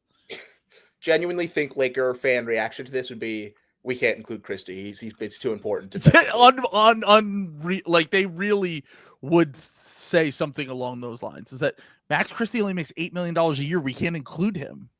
His contract is too good. So by the way, too bad. There is a third trade scenario on. I didn't send it to Trill. It's parentheses fair trade. And it's Jimmy Butler for Rui, Max Christie, Jared Vanderbilt, Gabe Vincent, and Jackson Hayes. So Jackson Hayes gets included. The only difference is Jalen Hood-Schifino is swapped out for Jackson Hayes. Correct. Which of those is the better asset? Because they declined his option. So he's a free agent at the end of the year, right? Yep. Jackson Hayes is so fucking bad, dude. I watched a game the other night and I was like, how is this guy still in the NBA? It's unbelievable. Jesus Christ. No, I know. That's why like people will get excited when like Day'Ron Sharpe has a good game like he did last night. He was really good. It's like the standard for backup center is so low. They all suck except for like Nas They're Reed. horrific. Like the only good backup centers are guys who can also play the four. Like what Horford's kind of become. Evan Mobley is essentially the Cavs backup center. Like if you're only a backup center, you are terrible. Hartenstein is the first one to ever turn out to be good. I was going to say I think the best right now would be like Daniel Gafford when Derek Lively. Yeah, and every Mavs fan wants to kill him. Yeah, I was going to say like the best case scenario is that kind of. I guess a Kongwu. And he's kind of their starter. Like sometimes I think Capella still starts, but I think Okongwu plays more minutes it's a grim, it's horrific. It's a grim state of affairs for Mo Wagner is probably the best one. He died or whatever. All right, let's see if we can activate Sam again. Robert Williams. Kelly Olynyk is the worst player in the NBA. Speaking of the Blazers, wait till we get to mine. Fans have been trying to talk themselves into Duop Reith as the backup I'm a after Duop Bobby's Reith guy. I honestly think Duop Reith is probably in the top 12 backup centers in the NBA because apparently he still stinks. Probably apparently his defense is really ass. Apparently, all he's good at is all he's good at is screens and threes. That's all. But I feel like if you could just play him next to another big guy, then. Anyway, enough about Kelly Olynyk. We had to include. Let's go. This is the graphic I think of. Like when people, Sam all over when people will say like when you eat like a food from childhood, and you're like, this tastes like home. Mm-hmm. This graphic. This is what Trade Machine War Crimes is supposed to look like. A few years ago during COVID, I got like back into video games, and I remember I bought an N64, and I got the see-through purple controller, and I turned on a game, and it was like activating a part of my brain that hadn't been activated in like 20 years. That's how it feels looking at this graphic for me, where it's like. This is home, as Will Will just said. The future first swap, completely unspecified where it comes from. Mwah. Yeah. Amazing. Great. All right, so this is the Miami Heat getting Lonzo Ball, Luke Kennard, and Chris Duarte. Chris Duarte still around. I didn't know he was still in the league. Still around, He's on the Bulls, right? Yeah. Yeah. They should trade him to the Lakers so that Dalton Connect can meet his looper. I still love and this shit drove me insane during the DFS trade shit. Yeah. Protected Grizzlies 2025 first. They have the 4th best record in the NBA. Why do we need to protect top 29 protected? You can't convey a 27th. Pat Riley isn't doing the deal against that Memphis I saw a Celtics fan tweet go viral, and he wants them to trade for Walker Kessler, and it was their first this year. Top 10 protected. Just in case the Celtics pick ends up in the top 10 this year. You got to do it. You can't risk it, just in case they lose every game for the rest of the season. They still wouldn't. Dude, because how many wins do the Celtics have? Like 30? Yeah, no chance they would crack the top 10. They're not even coming close. The Celtics were going to voluntarily tie up the rest of their firsts until it conveys. Dude, don't worry. I address Celtics problems when we get to my first. Jimmy Butler, Javon Carter, and Alec Burks going to the Grizzlies. That feels like two guys that would love to go to the Grizzlies. Jimmy Butler and Javon Carter. I think we need to be homecoming for Javon Carter. We need to think about what's best for others, and it would be terrible for us.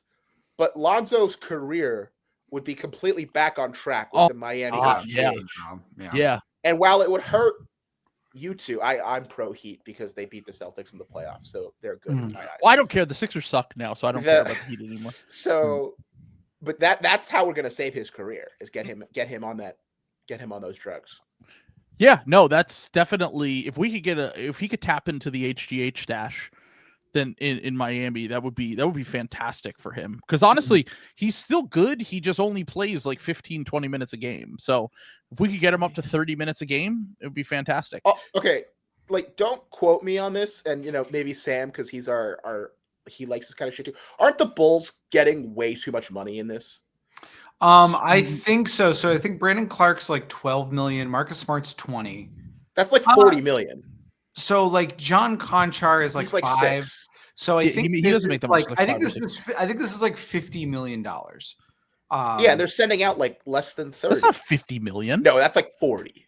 Yeah, it's closer than I realized. 40 million. Because Chris Duarte makes. I didn't realize Chris Duarte. 6 million. He's on the last year. Javon Carter also makes like 6 million. Yeah, now he makes like 8 so million. It might honestly, because they're not an apron team. It honestly might be fun. Well, I'm glad we're talking about sort of the aesthetics of a good shitty mock trade on Instagram, because what's really awesome about this one is weirdly listing the salaries for the Heat players, but not listing the salaries for anyone else. That's because they ran out of room, Sam. And we clearly list the pick the Heat are getting, where that's coming from. But then Bulls just get future first swap, completely undisclosed. Where I have a sneaking suspicion that Pat Riley himself made this graphic because he specifically said, "Here's how much money we're getting," so he could bring it to Mickey Arrison's office. Yes, no, that's the thing is this. It has all the aesthetics of a Heat fan who thought it through, but it's a shitty trade. And this is makes because it even usually crazier. Yeah, I think because they're pro Jimmy.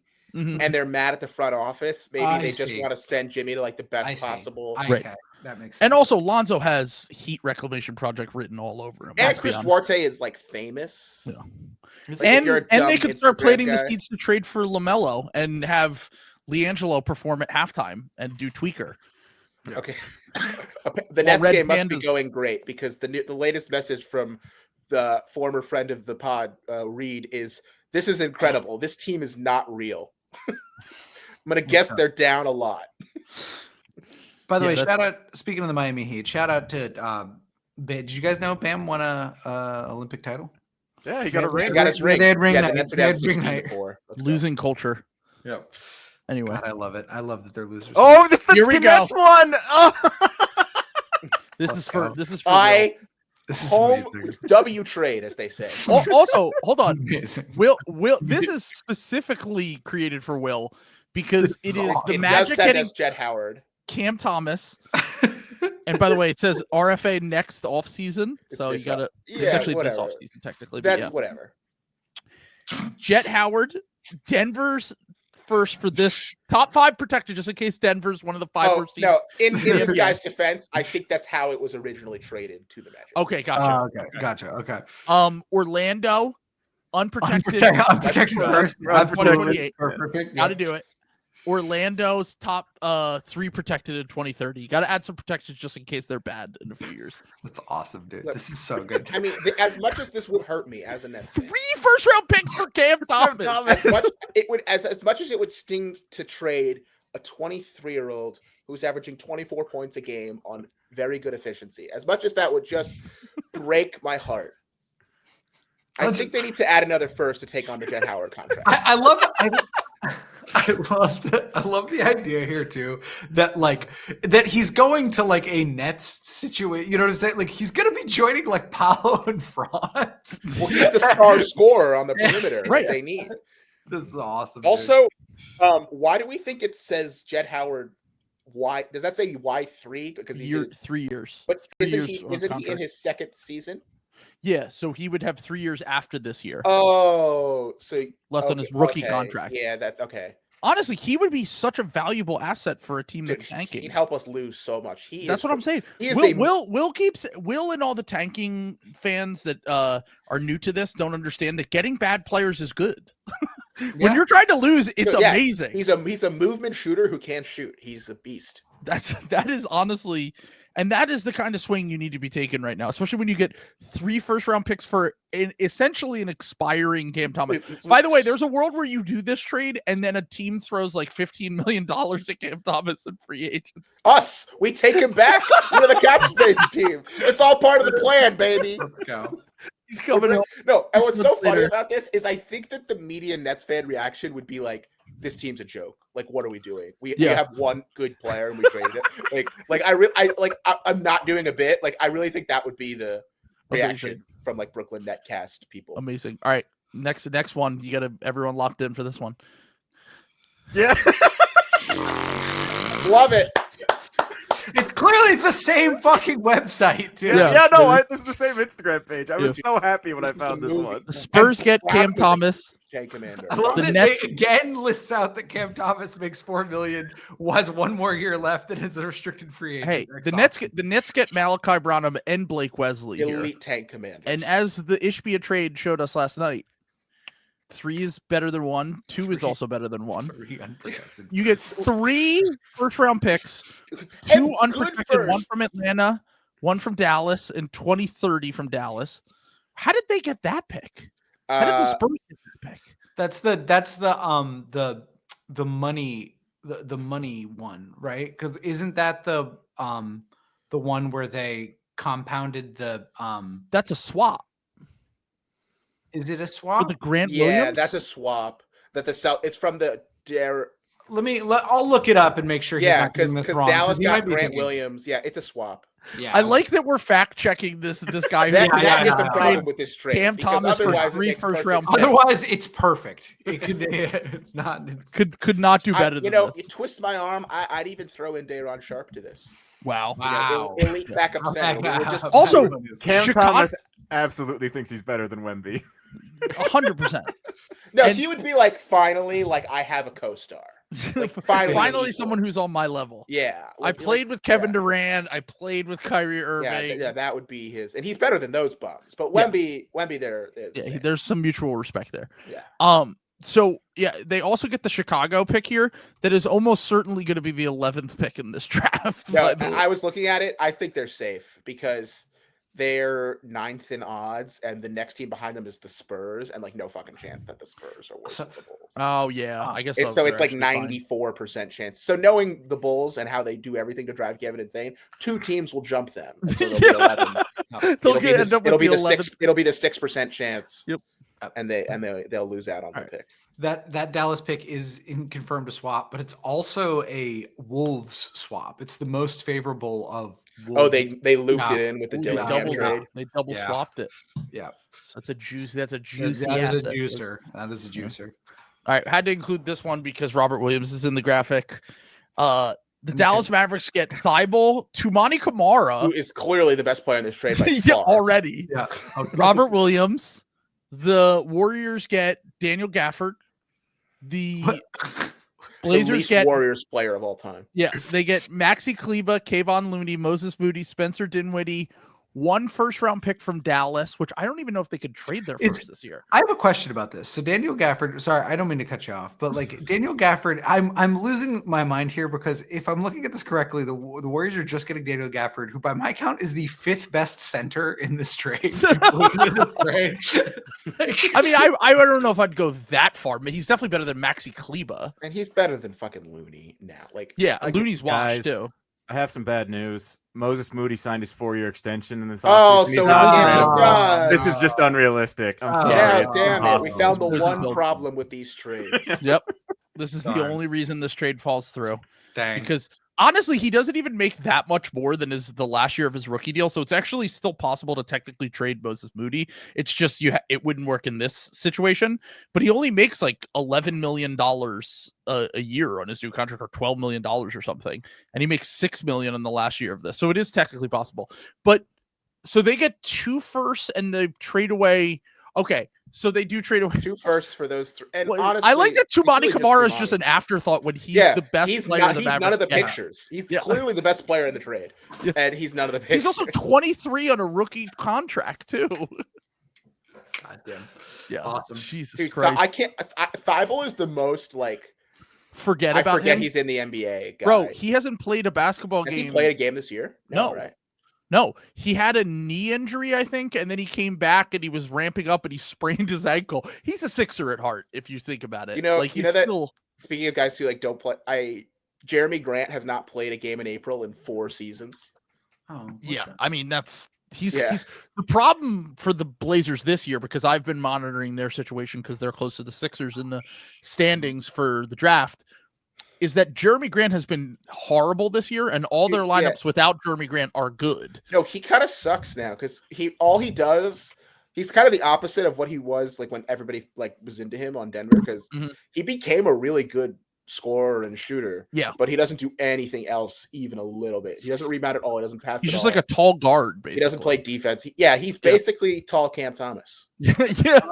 I've also got bad news about Matisse Thybulle, and like he can't be included in this trade ever either because he's been tapped to join RFK Junior's DHHS team. Dude, honestly, think about how awful that would have been if Portland didn't match for Dallas. That's like the Ayton thing with the Pacers. Yeah, it's not nearly the same because it's like 11 million. But Dallas also has gotten off 2 contracts they shouldn't have given out in the last year with Grant Williams and Josh Green. That's fair. They seemingly just banished them to Charlotte. Yeah, they're literally just been a Hornet. Yeah, exactly. He would have been included in the PJ Washington trade somehow. Cody Martin would have been on the Mavs. But yeah, this trade's great. Also, I want to point out, Sam, ever since we were remember like a week or 2 ago when we were like, yeah, it's not looking good for Scoot. He's been like having the best stretch of his career. I'm sure it's fake. Okay. I'm sure it is. But I just find it very funny when we were finally nail in the coffin, and then he turns around and shoots the best stretch that he's had in his whole career. Because it's all being inflated by the game versus the Nets, which I watched because I was worried about a potential win. Didn't he go 8 for 10 from 3? Yeah, he literally went like 8 for 10 on threes, and they were pretty much all catch and shoot. And he rose his 3-point percentage by 5 points in one night, Sam. When we talked about him on the podcast and we were like, oh, he's shooting 29%. After that Nets game, he was shooting 34% from 3. He's back. He's back. He's untouchable. Better than Brandon Miller, many are saying? I've heard that. He's played more games. Just something to consider. This is for Sam as well. I think Make this sure is you read the caption. Read the caption first before you read the trade. This trade would put the Magic in the Eastern Conference Finals. Evan, where do you find it? This has less than 100 likes. Where do you find this? I am deep in the Instagram mines. Let me tell you. He just makes all these accounts. He makes these fake trades, but he doesn't want to pretend like he did them. It's the True Detective thing where McConaughey is in with the bikers and he's smoking like the crystal rock. That's like what NB is doing. He's in the Instagram minds being like, yeah, everyone, like posting his own ones so they know he's not a fan. Isn't this insane? You know what this reminds me of? And you guys probably are honestly kind of old to have this experience, but when I was like 14, 15 years old, and you'd have to write an essay on some book you didn't read. And you'd be so deep in like the 20th page of Google results trying to find like a summary about the book.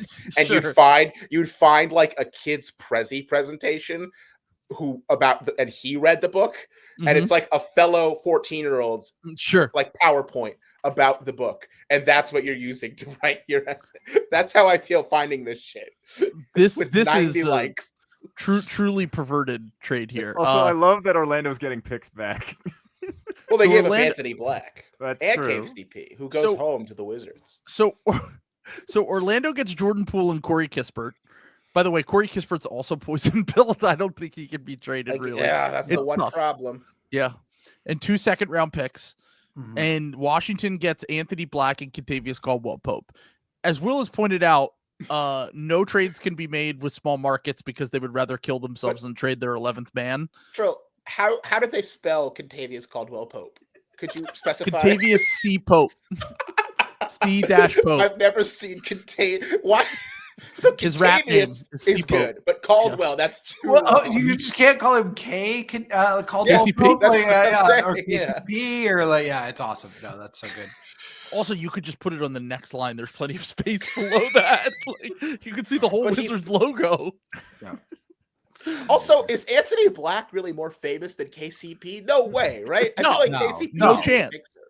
No chance. KCP's been on 2 championship teams, Yeah. played with LeBron. Yeah. Yeah. I There's was- no way that he's not a more recognizable person. Yeah. Oh my God, these are great, dude. These are great. I can't believe you found one with less than 100 likes. A lot of them have less than that. I think most of the Jimmy Butler one from before had like 9 likes. I missed the goated one. Was the one where the caption every time was just W trade ? That was the Amazing. It's actually volume 5, but we'll allow it to slide, Sam. Too vague for the Hague. oh. Sam's first one. Jaden McDaniels for Kevin Herter. Can the Kings do this? The Yes. Kings? It's like not. It's not. That's a big difference in percentage. Though. 6 million, yeah. But if you just throw in like Trey Lyles or whatever, who cares? It's not with Trey Lyles because it's that the Kings have space. It's the Wolves that don't.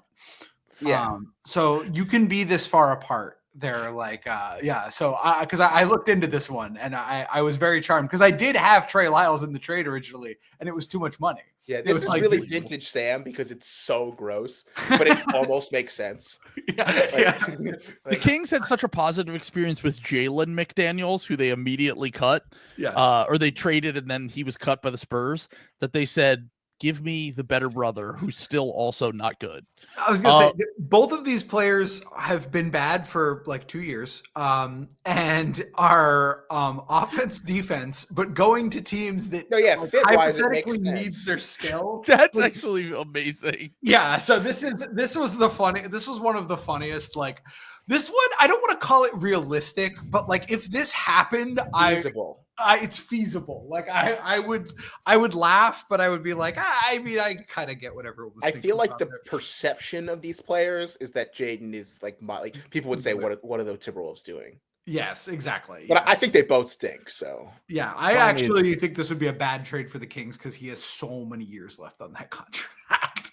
So that's the way where I wouldn't do it. But yeah, like if you look at all the lineup data and shit, and like I've heard this from some Wolves fans, like the median Wolves fan is just like Julius Randle should kill himself. He ruined my life. Yeah, but I've heard that like it's McDaniels is more problematic, and like if you look at the lineup shit, that it backs that up.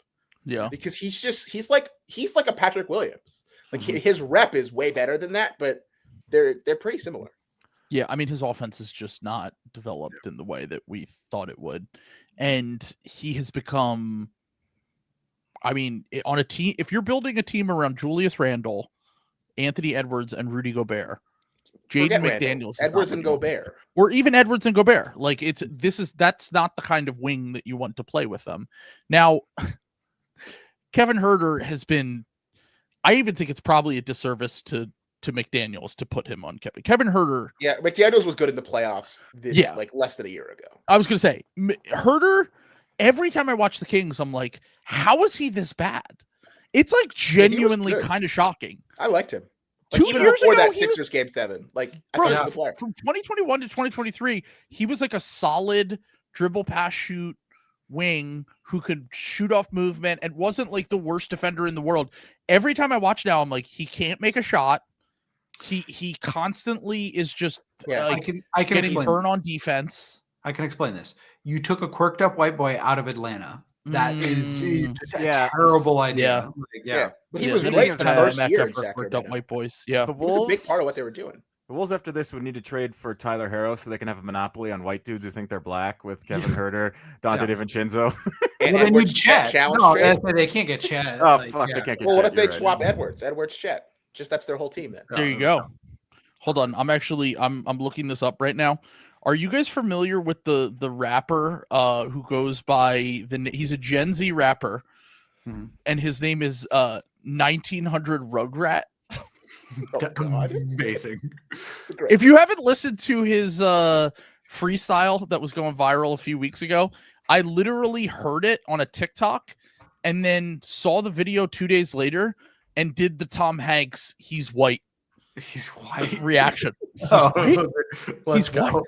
He rapped over the UN, whatever that song you ain't even know, that came out like 12 years ago. It's one take freestyle, it's called. It's actually really good, but I was just He is. Yes, he is. When you Google the term Florida man, 1900 Rugrat will be the first thing that comes up. He is an amazing. He's a generational talent. He's amazing. So, I think the Kings would. Ironically, I think our opinions on this are opposite. Like, I think the Kings would 100% do this, and the Wolves would 100% not. Yeah. Okay. And so you might just do it to get off the Jaden McDaniels contract. It's only 1 year less, right? Yeah. No, it's 3 years less. 3 years. Isn't Herter 2 years? Dude, that's a 2 versus 5. Holy no, they should do this. It's a long time. That's like the Zeke Najee deal, which has felt like a bad contract for 5 years. We're halfway into year 1. I think what I like about this trade is both of these guys are the same in that I've really liked them at like various points, and like I think. Like, I wouldn't be shocked. They are kind of change of scenery guys. That's what I'm saying. Like, I think if either of these guys like were good again, I would not be like floored. You know what I'm saying? Like, I think Herter. I mean, I think Herter is probably another change of scenery guy. Yeah. Where like you might be able to, but no one's going to give up value for him, and the Wolves would value Jaden McDaniels. But all right, anyway. What? Why is this happening? So this is okay. So this is Sam Presti finally makes his all-in trade. Yeah, I was going to say. So this one gets rid of the Thunder get the picks. So hold on. Okay, this is what is one of the things that we're always talking about. Okay, is the Spurs need to accelerate the timeline, right? Sure. The Spurs need to accelerate their timeline. Okay, so this is a way. This is a way for the Spurs to accelerate their timeline and get and really turn things around. So for those listening at home, in this trade, the Spurs receive Shai Gilgeous-Alexander and Chet Holmgren. Awesome. The Thunder receive Nikola Jokic, the 2025 Atlanta first, and the 2026 Atlanta swap the Spurs have. And the Nuggets glad the Thunder get more picks. Yeah, okay. Yes, exactly. I need getting rid of Shai. Well, I had to make it realistic for dealing with Sam Presti. Sure. Because he's not doing a trade without getting picks back. And then the Nuggets, they're obviously you're trading Jokic, who's an MVP, but you do get Wembanyama, and you kind of get to reset for the future with a promising younger player. Okay, and enough about Devin Vassell. Yeah. Because the Spurs and Thunder definitely say no. I think the Nuggets should do this. Because they need like multiple transaction cycles. Like the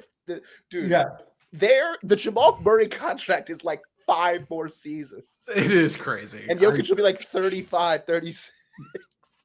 Like, I think they say no the slowest. Denver does. Can I also say something about this Thunder trade? I also think this makes the Thunder more likely to win the title. That's ridiculous.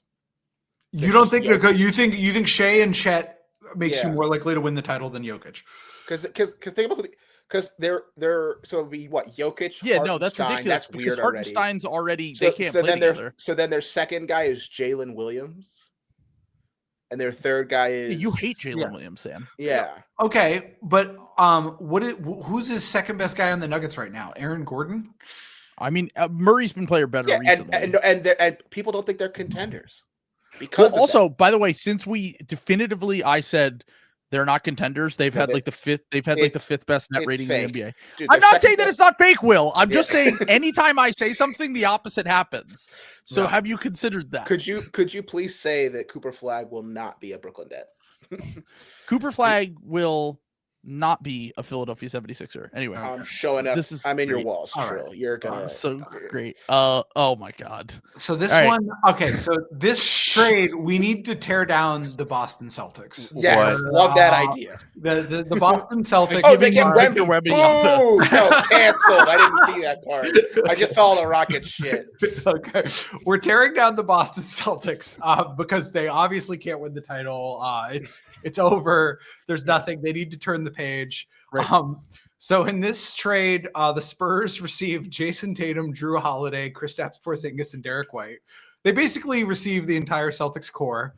The Rockets received Jaylen Brown, Devin Vassell, Keldon Johnson, and they have to take Zach Collins' contract. Dude, the Rockets are getting all bad contracts. That's only bad. Like there's not a single positive value deal there. Amazing. Okay, but they also aren't giving up anyone. They're only giving up Jeff Green, They're Jock giving up Landale, Reed Jay Shepard, who Shuttle. they just picked in the top 3. Who's back? Hold on. This is a classic trade where the Celtics get 1, 2, 3, 4, 5, 6, 7, 8, 9, 10, 11, 12? 12 players. Okay. 12 players, and they're sending you're out classic 5. for 12. However, I believe 7 of them are on 1-year contracts, Mm. so you can waive 7 of them, including Sam said, "Listen, Trey watching Drew Holiday play for the Celtics is the worst thing that's ever happened to me. Correct. Yes. Bring me his younger brother, Aaron." Yes. How many firsts do the Spurs get to take on the Drew contract? Oh, this is And the Porzingis contract. This is pick neutral. I don't know. Does he They're winning. play? The Spurs have to accelerate their timeline. They need to be ready to win now. So Sure. Yeah. So they get Jason Tatum. Jason Tatum would be a perfect Spur. I'm sorry. He's better than Victor Wembanyama. Confused. Wait, Sam Sam made this. right? Is Sam made this You one. put Yeah. Jimmy in Boston on purpose? I did. Yeah. Yeah. I think it's time to I think it's time Enemies to settle lovers wounds. trope. Yeah, This yeah. is Sam's black pill trade. This is my trade. So the Celtics are receiving Jimmy Butler. And I had to make some salary, so I just picked some players at random here, like Marcus Smart, Robert Williams, and Zach Edey. Makes sense. Man, that Klingon contract is a steal. Yeah. The Donovan Klingon has a 20,004-year contract. Yes. 6.8 million. Why so would his agent agree to that one? he's been locked in the eternity gem. And he's not allowed If you want to out. talk about generational wealth, I mean, Seriously. Yeah. Great time. Yeah, my great grandson can rub it, and then Donovan Klingon will pop out and give Mike you Schmitz 20 is and like 10. Yeah. Mike Schmitz is like, how am I not gotten Joe Cronin's job? I drafted this guy in the top 10 and he's on a 2,000-year contract. Yeah, but I mean, if you're 20,000 year a contract. 20,000 a year deal, that's $7 million a year. That's like It's really good. $140 billion, right? Yeah, I mean that is a lot of money. Like I know Paul Allen's estate is wealthy, but like, come on, man. Yeah, that's But does he have a no trade clause? That's the real question. That is a good quote. We should look into that. The Grizzlies get Jaylen Brown, Anthony Simons, and Donovan Klingon. sure. The Trailblazers get Desmond Bane, Drew Holiday, and Kristaps Porzingis. I'm always saying the Blazers need to get rid of their best young prospect and add guys in their 30s who get Bro, injured a lot. Hey, first off, you fucking buried the lead here, Will. Drew Holiday's going home. He's going home. Oh, We send him back. Blazers They legend. love him so much. No, they're getting off. What you're misunderstanding here for the Blazers is they're getting off the Jeremy Grant contract, which is obviously And where then they take the Desmond Danny Bane Avdija- contract, which you said is worse. Oh, well, Danny with the Heat is perfect. That's why. Politically, honestly, that's Ooh, where I started. I'm not gonna Yeah. lie. That is literally where I started with this trade. Good. was Smart. moving Danny Avdija to the Heat, and Good moving Heat from there. culture fit. Yeah, Um, but I'd like to point out that the Blazers do get the most biggest win bump in this trade, so it's actually the best for the Blazers. Oh wow, yeah, it's a win now trade for the Blazers for sure. Yeah. Definitely a team that needs to be in win now mode. I would Scoot say has so. arrived. Scoot has arrived. Scoot has arrived. Cooper Flag's a bust. Let's Yeah. push in the chips. I mean, if you're listening to this, Joe Cronin, it would really help the Sixers if you could do that. Thank you. Jeremy Grant, Denny Avdija, Brandon Clark, and Luke Kennard to the Heat. Luke Kennard has gotten traded to the Heat like 3 times here. I don't know how this happened, but He's all right. Every time I watch Memphis, he's out there in crunch time, and I'm shocked. He's bad. Yeah, They have so many. They have good so players. many good players. What the yeah. fuck is he doing They out have there? literally the most good players of any NBA roster. He's like their 13th best player. Why? It's like 15th. Like I'm Jackson's better than him. When I watch them, I genuinely think they are deflating Santi's value on purpose to try and get his contract to be. They're smaller. doing the Dante DiVincenzo Kings thing, but it's not just an accusation; it's a real thing. Do you remember that? The Kings traded for Dante DiVincenzo halfway through the year, and then they only played him like 22 minutes a game, and he felt like they were trying to deflate his value, and then he signed a taxpayer bid level with the Warriors after the season. Classic Kings. It's so good. All right. This is Will's trade. Okay, let's see. Let's go. Oh my god. Will, I'll do you the honor of reading this Okay. off. So of course Sam's it's a 5. pumped already. Of course it's a 5-team trade. So we have first order of business is we have to get the Celtics and the Bucks out of the second apron. So we Okay. send Pat Connaughton, Jaden Springer, Xavier Tillman, and whoever that white dude with the tattoos is whose name I don't know how to say. Baylor Shireman. Sure. Yeah. Baylor Shireman, yeah. They all go to the Pistons for a swap and a second for making the money work. The Celtics, of course, need to break up their entire team. They get Sam's favorite Emmanuel Quickly, Chris Boucher, Simone Fontecchio, star in plain sight, Davion Mitchell, and some other bum just to make the money work. Okay. The Bucks get Derek White, Tim Hardaway Jr., Caleb Martin, and Kelly Oubre. The Sixers get Trill's favorite players: R.J. Barrett, Al Horford, Marcus Sasser, and then I guess Kristaps Porzingis. Did you throw me a little bone with Marcus Sasser there? Thank you. Yeah. The Raptors, would be great because Masai has the league. A guard who can dribble. Masai loves how off balance he has the league right now. So he forms a super team, getting Damian Lillard and Paul George to go with Scotty Barnes. Yeah, and I genuinely think that is a win for the Raptors. And Peyton Pritchard goes, so Baldo stopping him can hang out. Let's go. And the Pistons are just in this to grease the wheels financially. They get Bruce Brown. Oh, Bruce Brown goes back to Detroit. Yeah, man, he's going home. Yeah, so many homecomings. He started their most recent playoff game. So we have to. Oh my God! What is that a real thing? Yeah, in 2019, he started. Wow, that's an amazing statistic. Do we have to include AJ Green? That's your hold up here. You're like, oh right, they also get AJ Green for. Hold on, you get I was gonna say you get Derek White. You get the best player in this trade probably. Well, Dame is traded. I did forget Dame got traded. Yeah, the Sixers say no because it adds a win. Say no, absolutely not. No, thank you. Is there any way we can retroactively remove wins from earlier in the season? I would like to take back the Celtics win on Christmas if possible. Dude, it was so funny. It was like December 27th, and I didn't really watch the Christmas games. And I said, like, well, the Sixers have been like a bad vibes team this season. And everybody in the Discord like lost their shit at me, and I was really confused because I'm like, of course the Sixers were 2-12, and the injury, but I forgot. The most recent game was a Celtics game, so they were like, "We're winning the championship." Well, we also won 8 of 11 at that point. That was the high point of the season. Dude, that stretch saved my life. It took you guys out of the sweepstakes. It's so fucking insane. In retrospect, I'm mad because I should have known that it was never going to be sustainable. But they really are doing a great job of making it so that the team is bad enough that they should be. Like they should probably end up getting at least the 5th or 6th worst record and have a chance of keeping their pick. Tariq Whitehead is 3 of 3 from 3. Let's fucking go. Hold on. Let's go. Back. Tariq Whitehead. Come on. No, oh my God. I'm the still Nets in. are hanging with the Suns? Dude, as soon as we saw all those guys were out, we're like, well, the Suns will win, but it'll be like by 3. Because even the Suns, like they've kind of righted the ship, like their record in the last 10 is like 7-3 or something. Dude, they were in a 1-possession game with the Wizards. Oh, no. It was like 30 seconds to go. Over. That happened with the Sixers, and I was they lost to the Hornets, and then their other game versus the Hornets, they barely won. Mm-hmm. They've had a really easy schedule, and they haven't fully taken advantage because they've lost a couple stupid games, and even their wins are like as unimpressive as it gets. Yeah, Mat Ishbia is an insane man. When you get the message, take it to heart. Don't just keep rejecting reality. That's one thing that I wish that I had learned about the Sixers season earlier is that we should have been tanking from. Tariq Whitehead has 11 points on 4 for 4 shooting in 5 minutes. Amazing. Let's go. Tanking brings you so many great joys like that.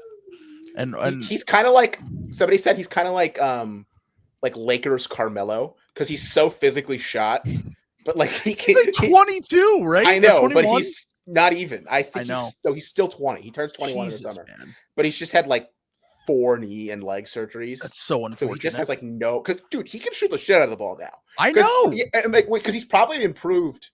Because it's probably like what he could shoot in college. No, but that's probably like what he could work on. Yeah, when he was. Sucks. Yeah. All right.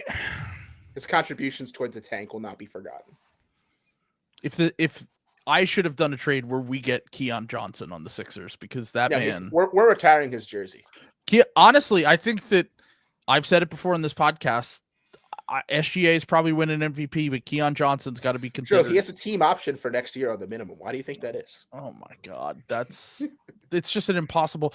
But out tanking the Jazz and the Nets would be such an amazing achievement. I even think the Wizards have more upside of winning games for the rest of the year. Would passing the Nets or the Jazz be the new conference finals? Yes. Literally, if we could get to bottom 3 odds and guarantee that we keep our pick, this will be the best moment I've had for the Sixers probably since we drafted Maxey. Oh my God. It's dark out here. It's grim, baby. Yeah. All right. Everyone, if you're coming to the live show, we are going to try to hide any firearms from Dude, Trill. I nailed that when Trill was like, hopefully the Pelicans and Sixers aren't in the play-in. He said that in late November. Oh, they are. Like, that is a real, and I said that is a real monkey's paw moment. Yeah. And here we are. Yeah, oh my God. Oh, and by the way, Slopfest is in 2 weeks. Yeah. We're going to be featured on Playback's main page for that. So let's go. Tune in. Day of the trade deadline. We'll probably start streaming around noon. Trade deadline's at 3 p.m. Let's get it. Slop season's back. Thank you, Mat Ishbia, man. Yeah, Mat Ishbia's problem. We have more silly Instagram ones though, right? We're not. No, this is it. That's it. Oh, that's it. But what about the thing NB sent with the smirk of Zach LaVine? Brother, it's done. We're done here. Oh, but we didn't even crack 2 hours. We're washed. The trade machine war crimes will live on in infamy. We'll be back. Yeah. We'll have a off-season one. We have plenty of slop coming up here. Thank you, Mat Ishbia, for saving slop season. Thank you to Jimmy Butler for. Come on, sure. We have to do this. Just this one. You are worse than Mat Ishbia. No, but the graphic is so good. NB, do you know which one I mean? Yeah, but also I have another one from Squish Talk Takes who said this trade would put the Magic in the top of the Eastern Conference Finals. Is that we already did one? that? No, it's a different one. And it's it's where the Kings trade for Zion. And it says if Zion was healthy and played at least 60 games in a season, this Kings team would be one of the best starting fives in the NBA. That is true. It's not wrong. Yeah, I mean, yeah. Sure. Zion doesn't play games. That seems to be the issue. So, all right. Take care, guys. We'll be back later in the week for the Patreon episode. Emergency stream tonight when Jimmy is a son. Let's go. Take care.